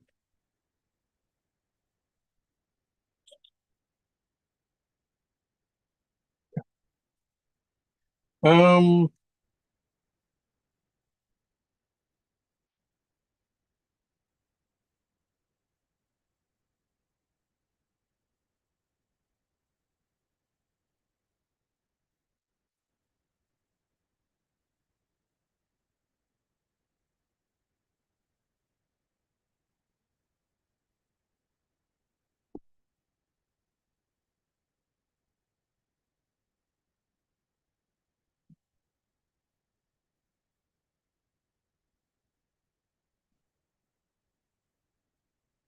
okay, I'm gonna go to the purple side, phthalo green, purple, alizarin. Definitely not a ton of places for it.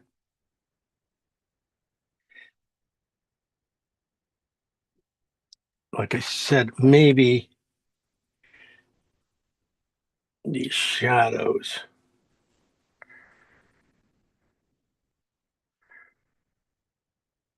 Mixed with just a little bit of the transparent oxide that's already left here will do the trick. Leave it. Just getting this in.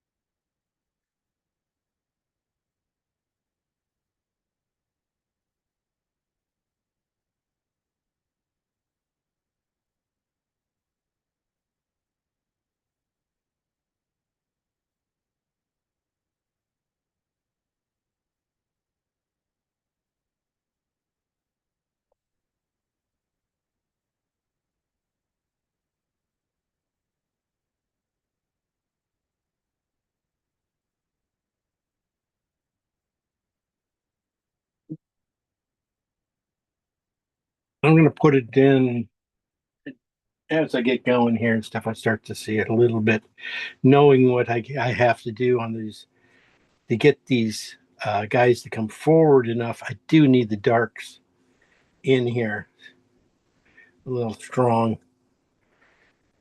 and then I can push them back. But I do get it. Would like to get them in a little, just a touch stronger.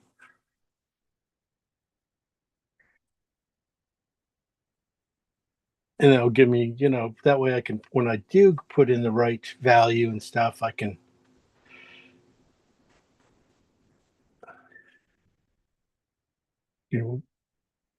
have some,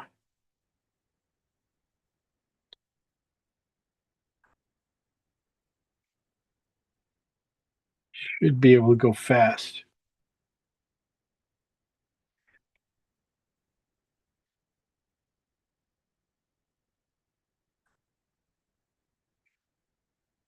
That's got that colored nicely.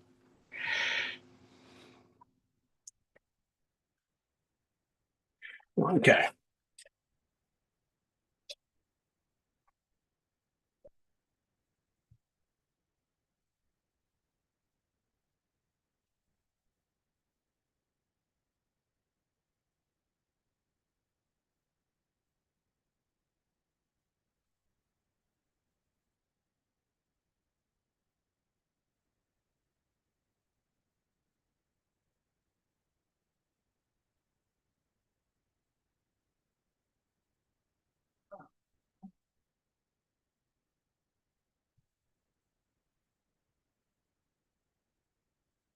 Adding tone to these underpainting.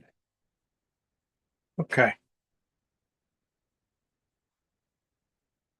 That's never put in there. It was way too dark.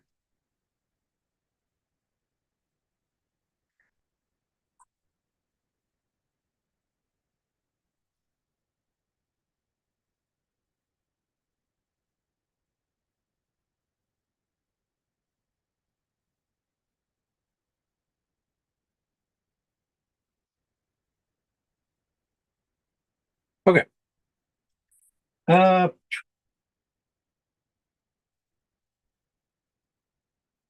yeah. Okay. I'm gonna go back and put some coffee in. Right. I'm gonna go to my midtones. Because I'm pretty much there. My greens, I got my darks in enough. They're not gonna switch too much. So I'm gonna go back to my transparent oxide and phthalo green. Very first color, and just a touch of white added to it. Get the back edge of that shadow from the cup here on that coffee. Might have to shoot down and grab a value down here a little bit lighter.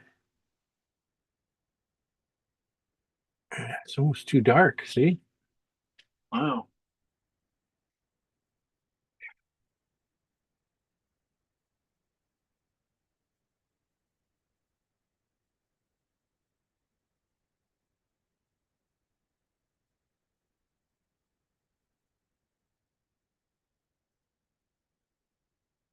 Back with warmth again.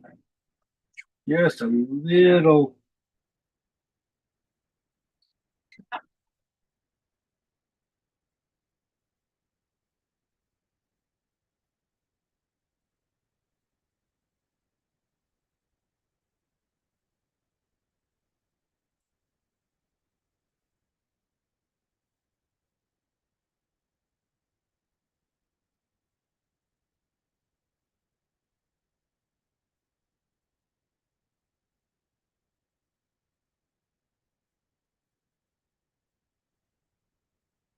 So that's transparent oxide and phthalo green, but it's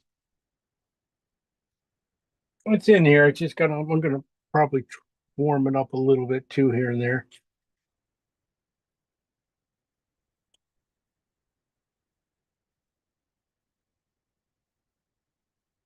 I think I probably could have taken it over here a little bit more.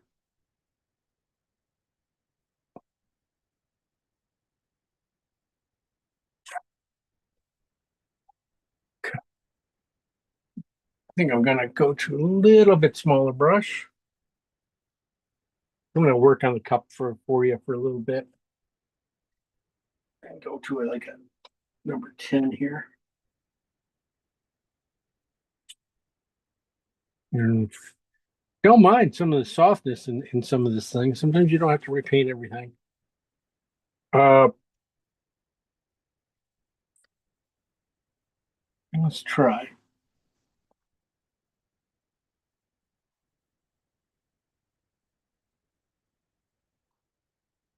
Put it in, got to put it in a spot and say, okay, warm, cool, get some warmer.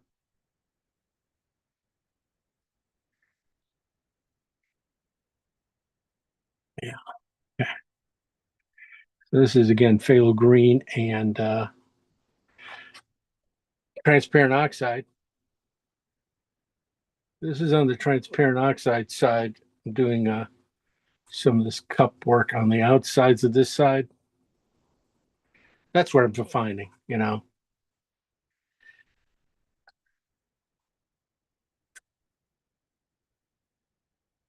Green was just a touch cool. Might work. Let me see.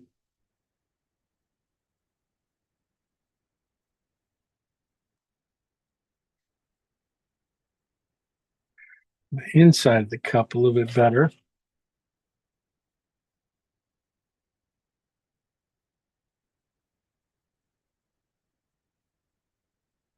Right around the rim. Okay, right around the rim, I'm going to go with transparent oxide and, sorry, phthalo green and alizarin.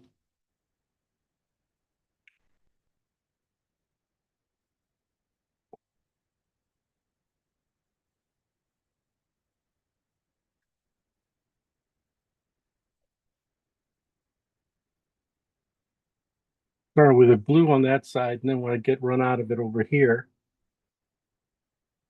I'm going to go to the pink side, and the red alizarin side.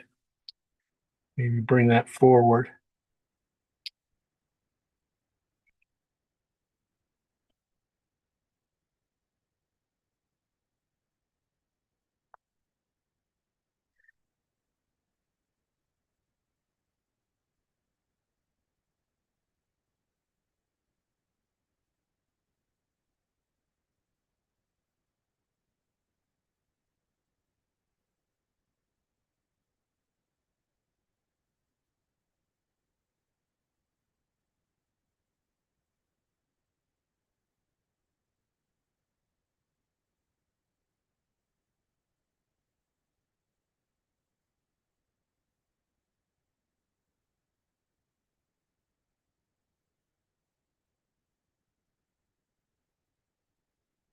Okay.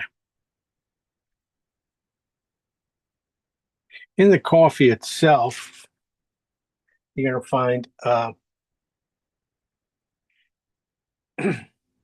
over here, this highlight, there's a little foam, a little highlight over here. I found it being a alizarin and blue right in here. And then over here, there's one of those kind of things over here in the edge of it too. But I thought I saw that cooler. I saw that little phthalo green on this side. So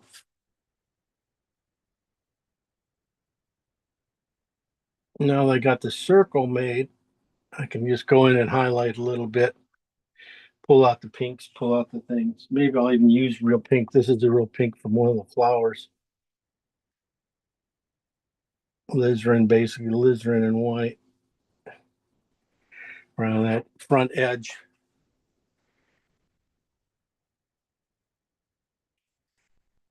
Just to get it to come forward.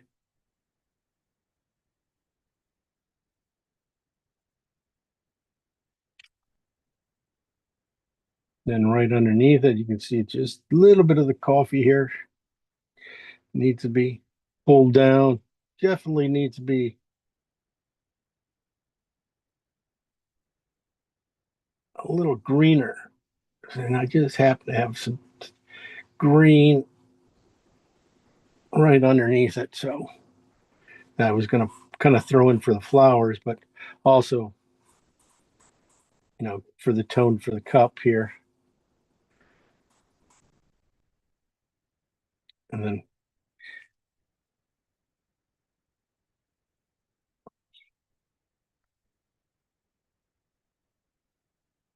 that feels like it go just a hair warmer.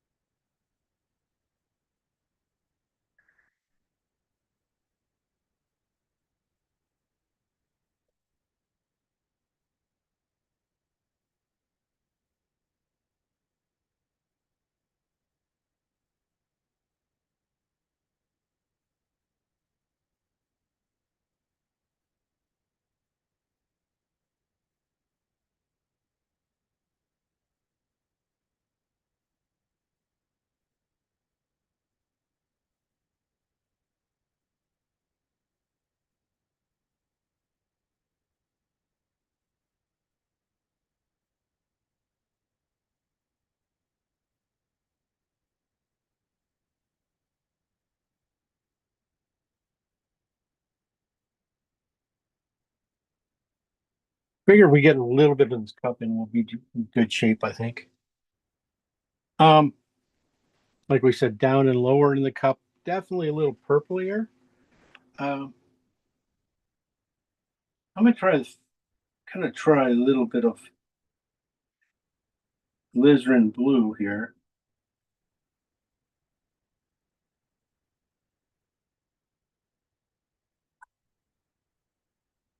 Might need to go slightly warmer than this, but I think it'll be on the right track.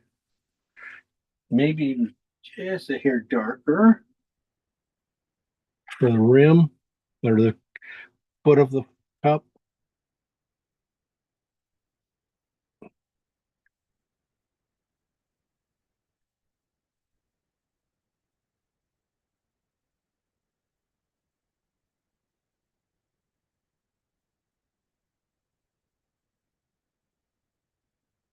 Might be just a hair sweet.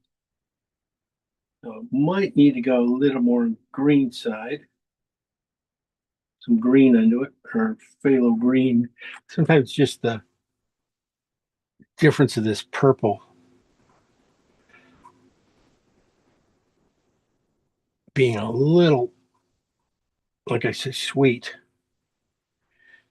compared to being more grayed out.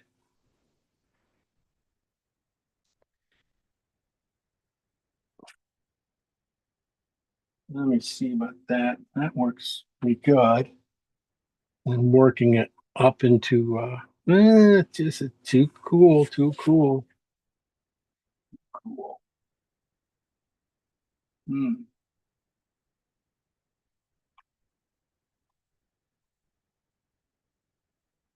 Yeah. It's more phthalo green and transparent oxide in the middle of this cup.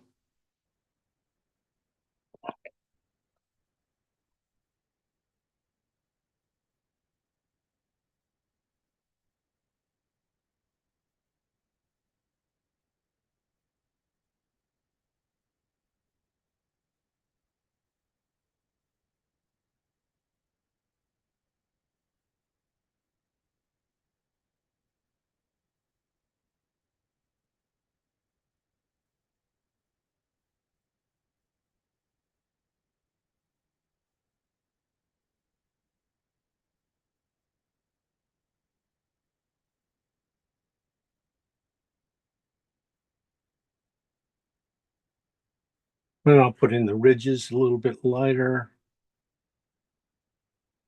I'm gonna warm up this area a little bit.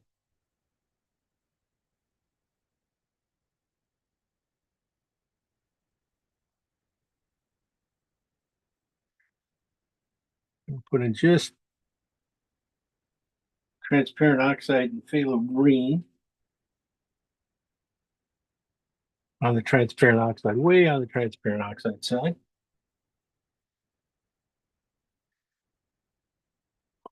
Right into the bottom of this cup here, just to be the highlights against these purples. And then we're grayed out. Boy, that's almost perfect for, let me see, a couple of these ridge midge over here.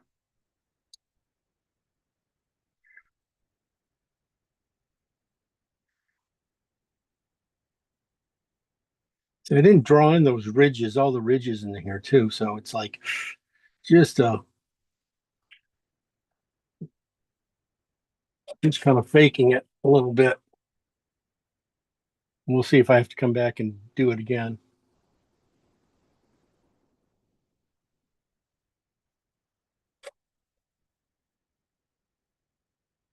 You know, really count them in. I'm hoping a lot of times I'm just working towards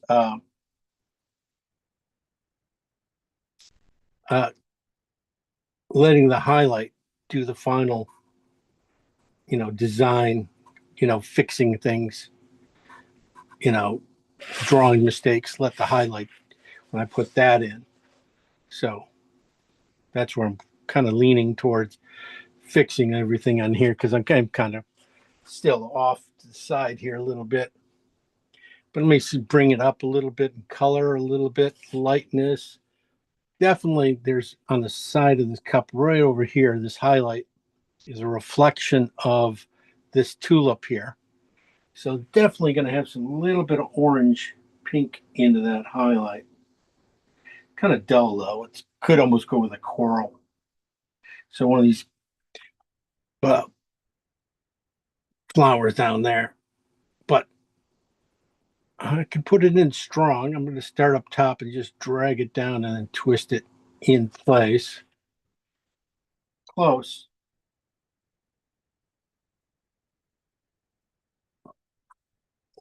It doesn't show yet, but that color there, when I put it in there, I see it in here.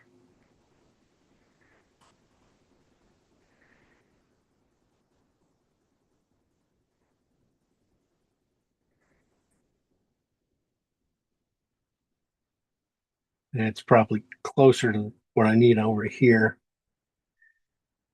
We talked about that purple being just a little cool, so that one's kind of corally color. Here, put it in a little bit again. Almost. Okay.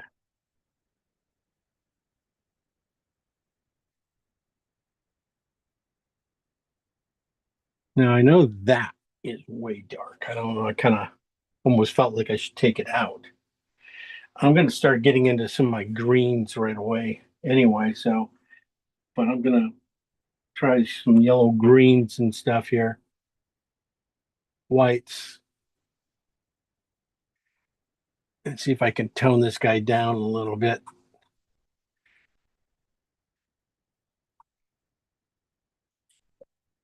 Oh, not really.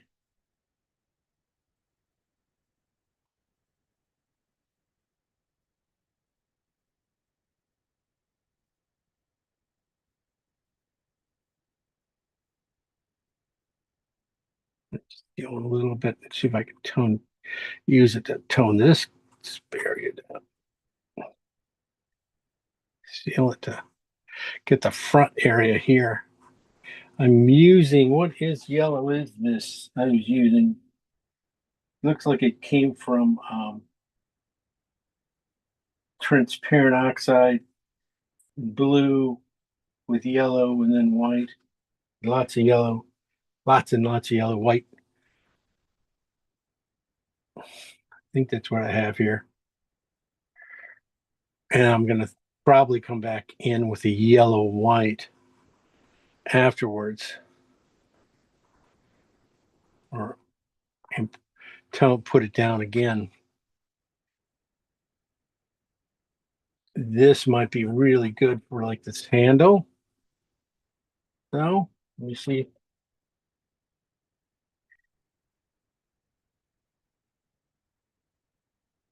Just a little light, maybe just a little more color in it than yellow.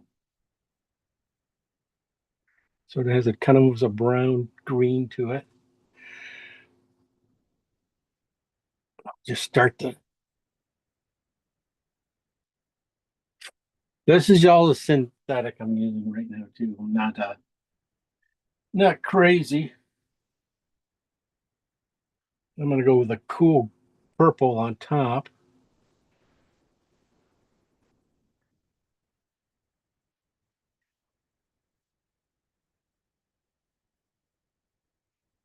This is phthalo green and alizarin.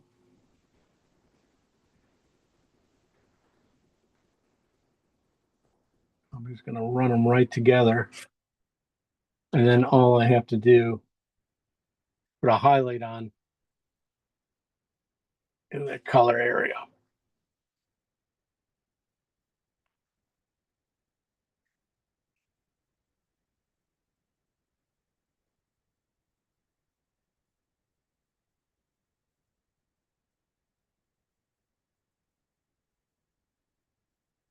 Well, it's strong.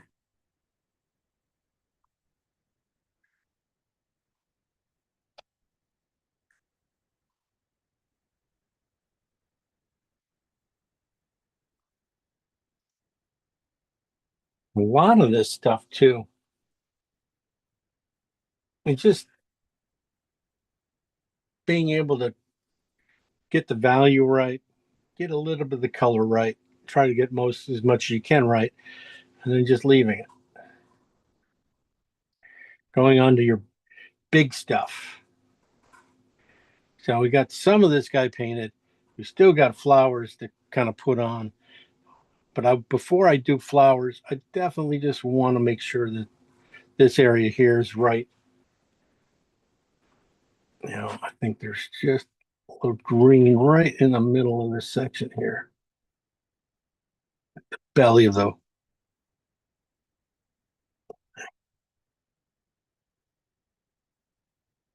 Anyway, and also I want to, before I put in any too many more details, just want to be able to get in front of it. All right, so let's go with that for now. A little bit of a highlight in. This is too dark, but that's good. Let's get some colors around it.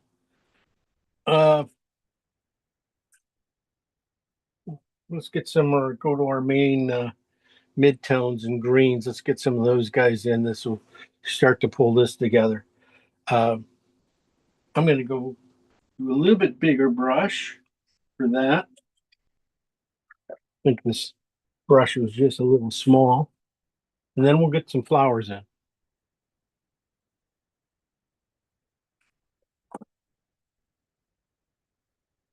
So we're going to work on the leaves again.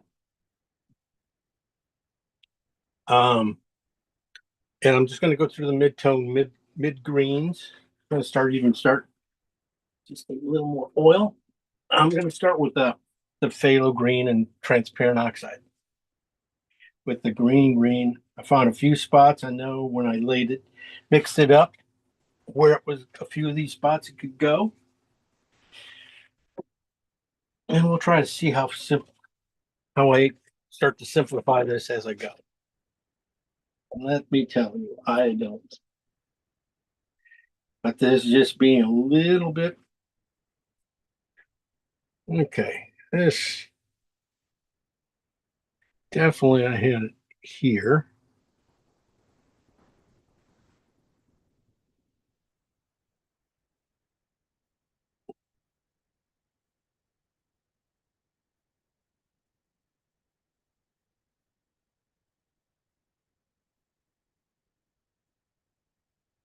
think I had it. Thinking about it.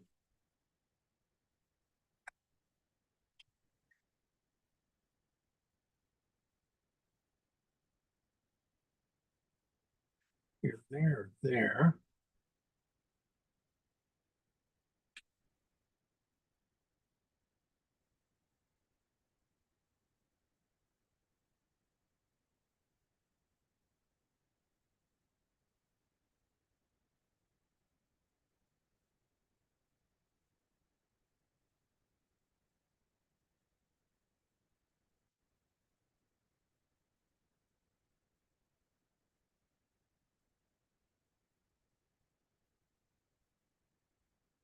On the back one here a little bit.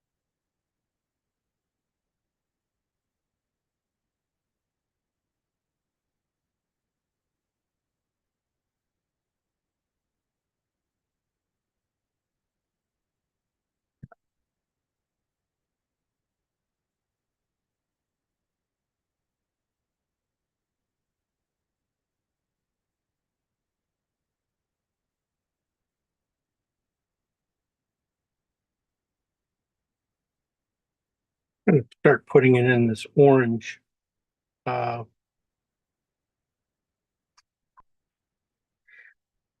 tulip there too.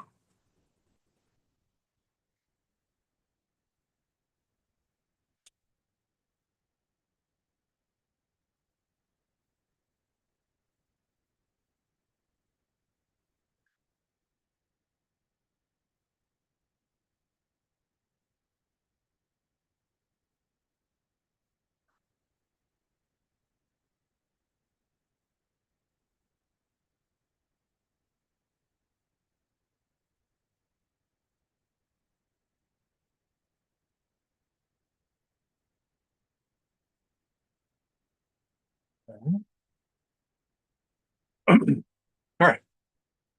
I'm gonna go shoot down to a lot of my cooler ones to bring out these guys. These are phthalo green and alizarin with white to about 8. This should be on this is straight down the middle. Let me see what it does. Straight down the middle. It's supposed to be cooler, probably definitely on these lower stalks here.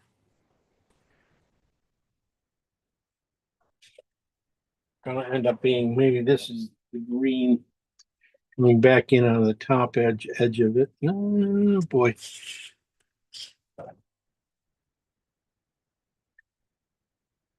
More on the bottom edge.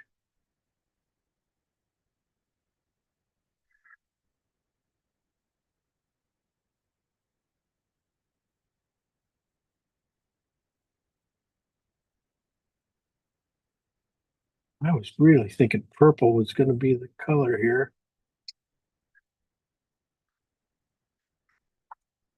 Well,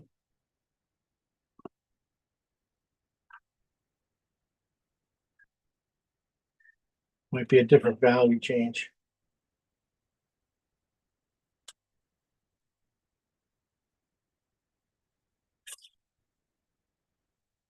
When you start doing these, when you start getting the finish strokes, you really need to, you know, put them in decisively. You don't want a lot of stops and goes on it. You want to just one stroke.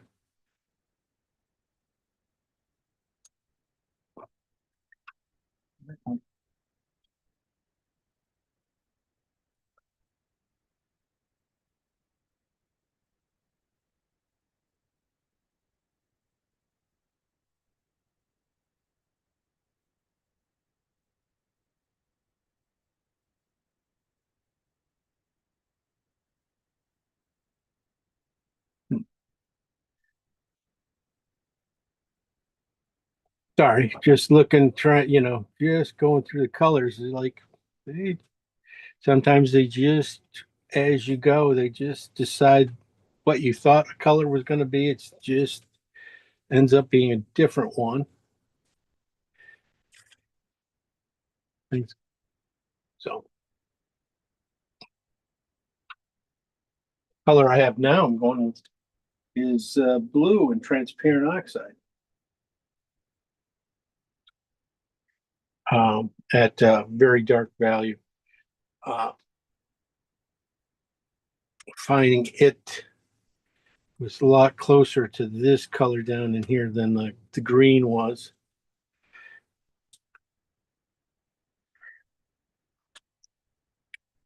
So, hey, find out something different all the time.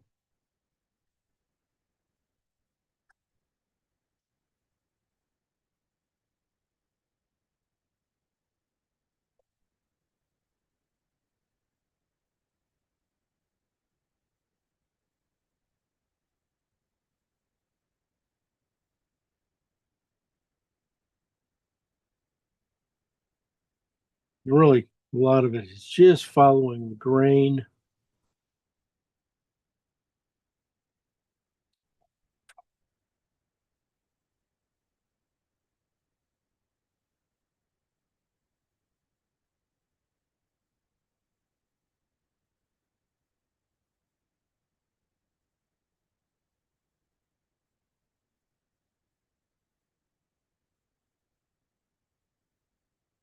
I guess I could have went with probably even E simpler. You should have saw the ones I was thinking about doing for this one. I thought they were gonna really get some tough ones in here on you. A lot more flowers. And I said, no, I don't. Hydrangeas and horses' heads, is that what you were Yeah. thinking? Yeah, how'd you know? Just something simple for you guys. You guys, I guess I'm just too mean.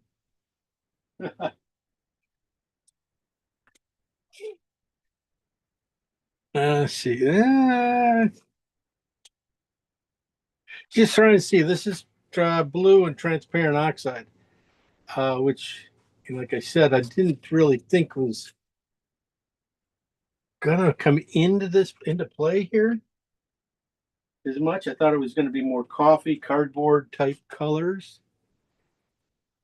And then I get going here, and all of a sudden it jumps in, and I guess maybe it's just reflective color.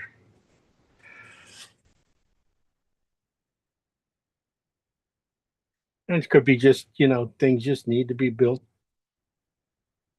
a little different. All right. I am going to go in, I'm going to put a cool in behind this uh, flower head. That's a purple, a phthalo green, and a alizarin inside this leaf here. That's going to be coming through here.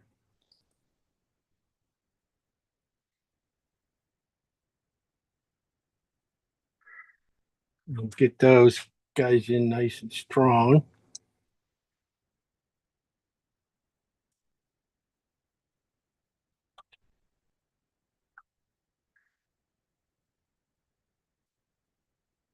Lose the edge on that one.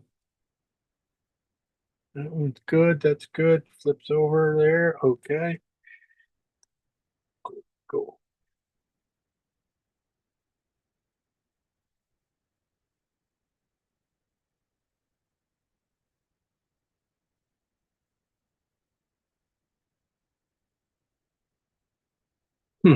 Also, I'm going to look at it maybe a little bit more in the cup too. Then on the edge of that cup, maybe.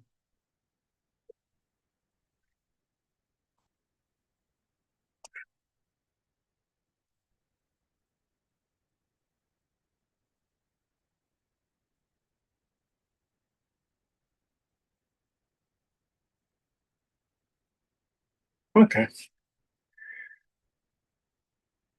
Well, I said, these guys are gonna go kind of quick. At least these guys, as long as I have some midtones and things, I didn't put a lot of like tone into these guys at all. I'm gonna go back and just put a little bit of tone into some of these highlights I kind of wiped out. Because just they're all orange and it's going to be hard enough to switch over. But they should, this painting should start to move pretty quickly when I start putting in these lights. I'm going to put in the cool ones first, so I'm not going to, and then I'll work towards the yellow. I'm going to start with my coolest ones. These are going to be phthalo green and alizarin, but white. Well, like I said, probably it looks, you know, bright, but it's really a 5, 4, 5. I'm going to start with this one right here above this pink right here. Just see if I can do it. Yeah, I see I put it in here and it looks so dark on my canvas because of all the dark colors or on my palette here. And finding it just like value wise should be almost a step brighter. So probably 4 is nice. Like I said, I had it at 5.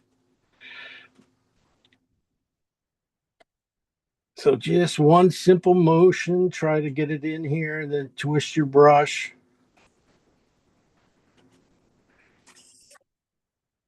See if you can do it. Let's see, that's almost too pinky. Almost too, I mean, not pinky, bluey. Just let me go to the next one. I'm going to go just transparent oxide and green. And that's going to goes all the way off. Since I did that one so warm, I know this one needs to be warm or so cold. I know that one needs to be warmer. So I'm going to transparent oxide side. And yeah, it's a lot better. And like right there, definitely I could use just a touch of oil in my brush when I put that stroke in.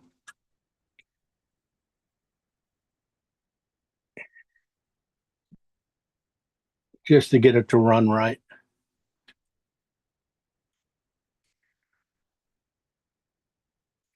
So that's the highlight there. I might even go just a little warmer. Might even go to the red side for this highlight here. I mean the transparent oxide side.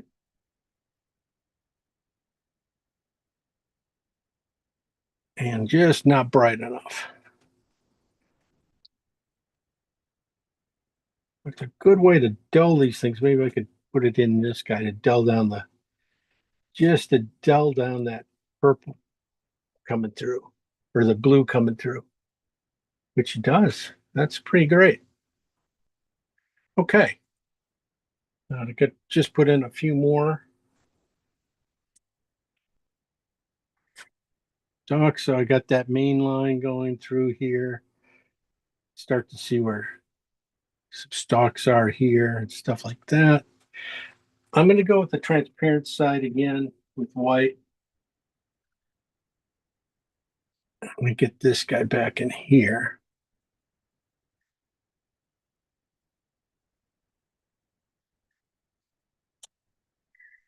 Just mixing them so much that it's really not transparent at all.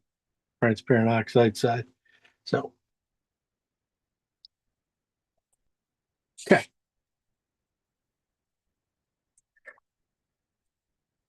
So I'm just hitting highlights. I'm not doing too much. I'm going to come back and then just hit yellow greens after this. I just want to get these cools in there so I can match them up again. I'm going to go back to phthalo green and white. I'm going to get this one right underneath this main guy here. The shadow, did I move? Should be right in here.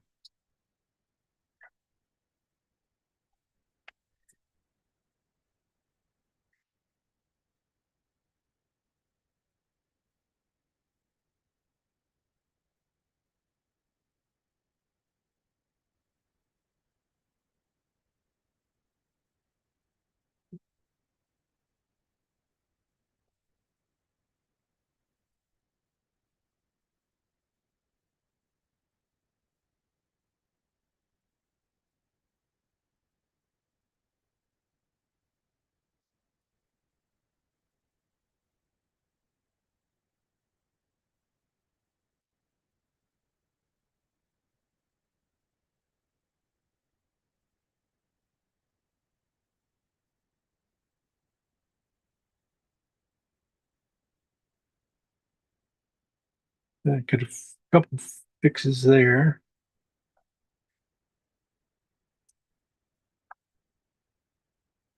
That one's done.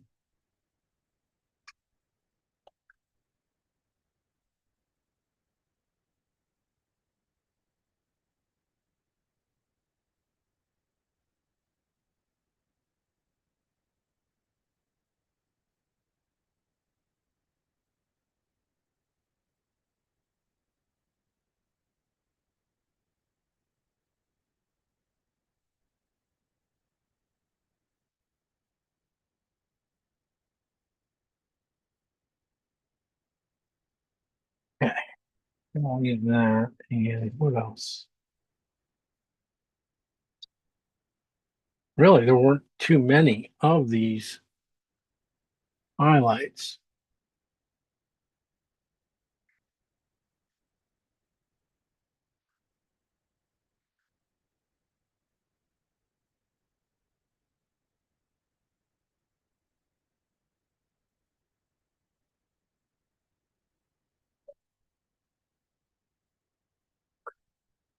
All right, let's find the yellow greens I got to use.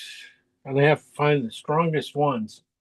I'm gonna start off with the orange and yellow and phthalo green.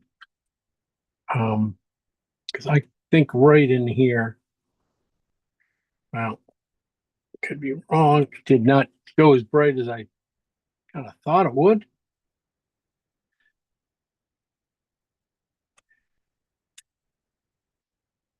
In fact, I'm just lighten up some things here.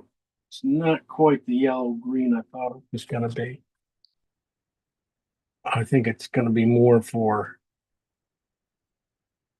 these areas. That's just too orange, too orange, too orange.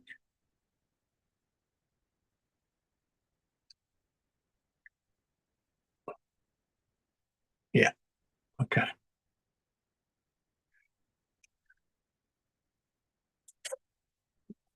Now these guys just everything just kind of like fills together, goes right together.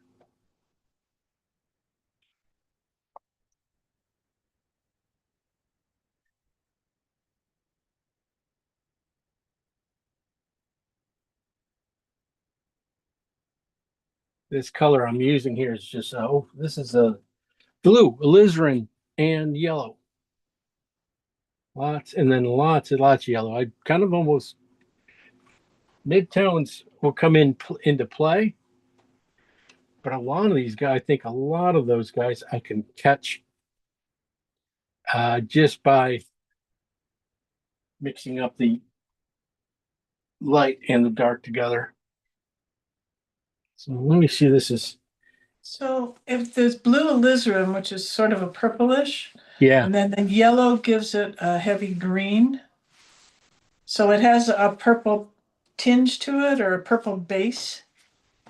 It just has enough alizarin in it to. It's really blue. Oh, it's Yeah. more blue. Okay. It's really more blue. I mean, Okay. it has a little bit of alizarin in it, but I used the mix of the blue and alizarin together Oh, yeah. into it, so it's not full strength. So now I'm trying the blue and transparent oxide. I'm finding with white, greens and stuff, maybe on the far edge. This that needs. I'll probably just do this when I need this yellow pumped up. There's a few spots in here. I might just clean my brush, take pure yellow, CAD yellow, and then kind of come back in and just put it over these areas one more time. And just push that yellow in here. That at the end of these areas here will help.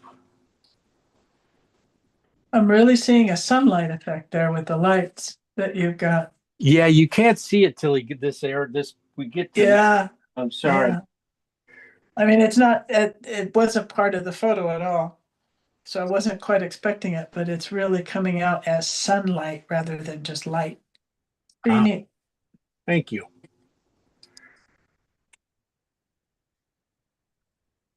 I'm trying to see how far this. Not that needs to be a different green, so that's good. I mean, I do have lots of greens, and like I said, I'll be probably taking and going in and just you're like pushing the green here and there. Oh, like I said, how much we have time ready? Probably. Yeah. Shoot. Let me put in a flower for you. And we started a little late because of me, so no big deal. But if you guys need to go, I understand. I just keep working these. That's the thing is when you get so many things in here, it just doesn't work. Okay, get this.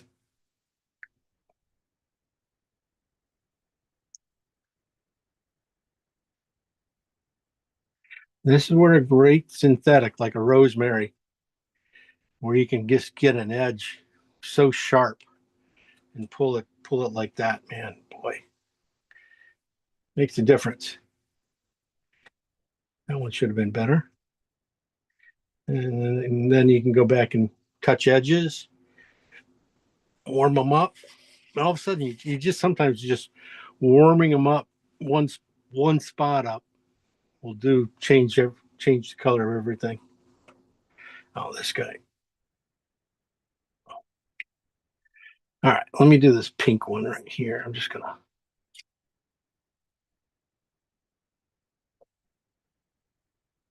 Get the color behind it right.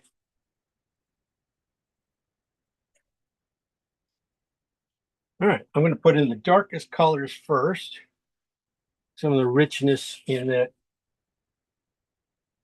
front blossom here.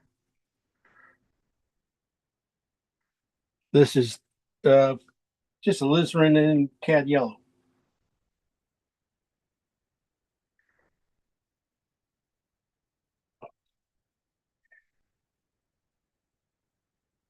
And that's all I'm going to be doing for when I have to do the petals here. Just a synthetic that I can square one, just draw it like that. What you have to do.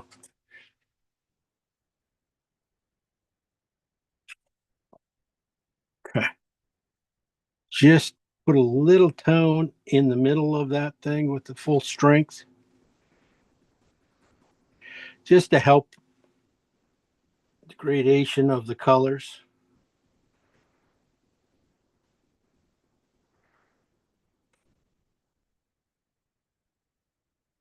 Okay. A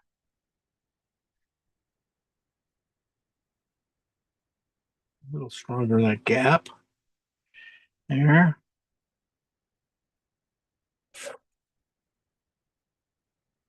I'm gonna go with the mid-tone, I think. Let me see.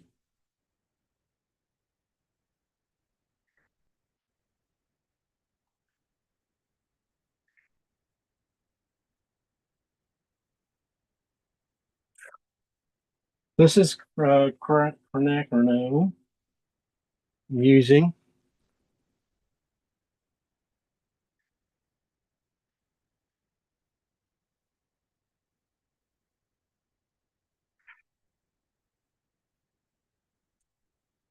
Just a little strong, but I can get a lot of that guy down. Now I just got to find some warms in there to really make it pop. But here's the pinks.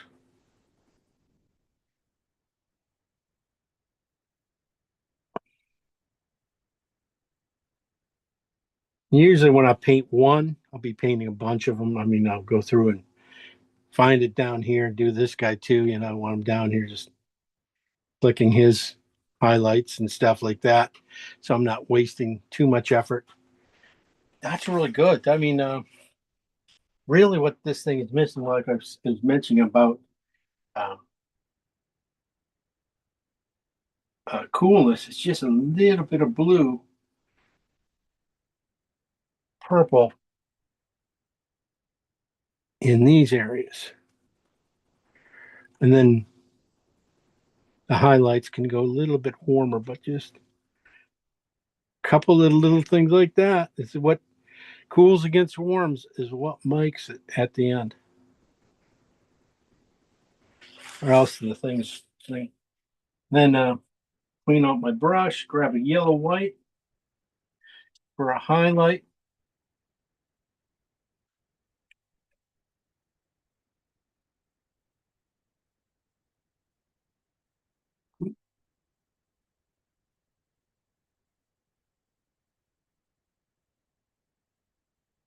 Well, and all my shaping with that color too.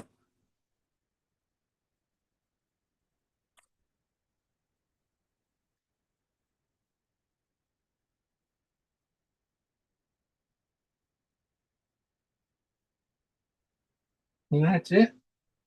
And that's all I'll be doing on finishing these guys up.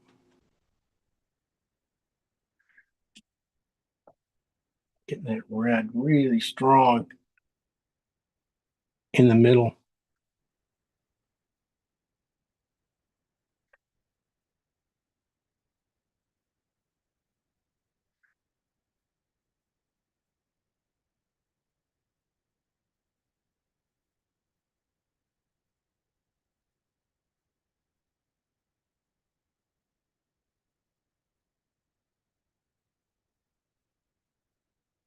Well, something like that.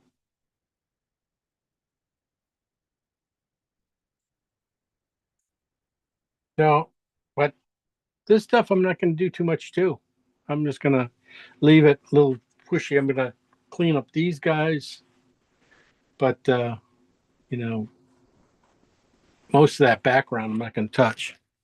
So I'll bring it in. You can start to see what I was trying to do on the cup. You know, trying to get that color in there. Push the color a little bit.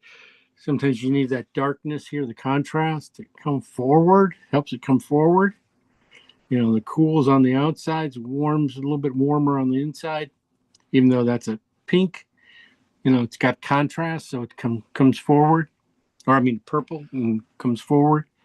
So and our flower down there, yeah, you can't see too much of it. But that's basically how you do it. You get the insides, work to the midtones, work towards the highlights, then come back and kind of almost repeat yourself a little bit in smaller sections with warms and cools to get it to work right. That's why I'm doing it. And then the highlight on this guy will probably make the painting. If you can put it in just like you're putting in these guys, really simple, one good stroke, you know, that one and this one and this one, kind of holding off on those guys to really be the, kicker in this painting. Anyway, that's me. Let's see. We got Sarah. I got to run, Jim. So thank you very much. Take care, everybody. All right, Shelly. Later. Bye. Kim, let's see what you got. And Sarah, I've got another mess. another mess. You can do such nice messes, though. Yeah. Ooh, look at that cup. Oh, Wow. Kim, that's fabulous. mhm. You you might be a still life person after all. That's really nice. Fabulous. That's a fabulous start. Nice greens. Good job on your greens. You really, even though you're not using our palette, I know. you are doing a good job on your cools and warms on those bottom leaves. I can really see the difference, especially in the just a Mhm. little bit of light on them. You can see the coolness on one side, the warmth on the other side. Really good job on that. And your color combinations are working great. Yeah, you on the cup itself, I think, yeah, in the front, in the middle section there, I need to go deeper. Deeper, darker. Yep. Yeah, deeper. Just in the middle section, and that'll lighten up, and that'll just kind of pop that thing forward. That's all that thing needs. And then your background's fun. Good job on that, and then finish, yeah, when you finish those flowers up, that's be beauty. Did you have fun with this? I did. More I did. more fun than you thought you were gonna? No, I thought I was going to have fun, but I started out, I made the cup too big, and then I thought, well, all right, never mind. We'll have a nice big cup. It's a pretty cup, so go for Big cup of coffee, girl. All it. right, good job. No, that was it's a decent solution. Let's see what Sarah went with. Mine's busy. Oh, Also nice. Thank you. wow, Sarah, that has a lot of good movement. The movement's already showing through on it. That's going to come to life really quickly here. You're just starting to get into your designs. Did I go too fast for you? It's a little bit, but that's okay. Okay, all right. No. I kind of it's one of those things you kind of jump around Mhm. very quickly because of you see one color as you're getting into it and you see it. One color goes here, then all of a sudden you see your eyes realize it's over here too, and you get it there and you get it here. So you jump around pretty quickly on these greens. But that's a really great start. Really solid. Good drawing too. Thank you. Really good drawing. So I think that'll be beautiful. Try to keep the looseness in there too, because then when you tighten up like a flower top and a little bit more on the cup type thing, everything just looks so much more dramatic. And yeah, I always like that. So it's really beautiful start. Good job on the cup too. Really feels good. All right. I think the same thing on yours too. The middle of the cup probably just goes a little darker, but that's also we got if you put in any of the decals or painting on the cup and stuff, they'll probably take it a little darker too. Okay. So anyway, good job. Thank you. Mhm. You're welcome. All right. That brings us to the end of this still life session. Could have went a lot longer. Yeah, this still lives, but sometimes when you're painting them by really painting a still life, you can really get into it. I mean, there's so much, the color is just probably so much more vivid than what the camera can catch. But this is just to get you going on that kind of stuff. Next week, I'm not sure what we're going to paint. Have to figure something out. Maybe a nice landscape or something. Interior. We haven't done interiors. I know. I will check. All right. Cool. All right. Thank Well, you guys have a great rest of your weekend, You too. and we'll see you on next week. Later. Bye. See you then. Thanks, Jim. Thanks so much. Bye.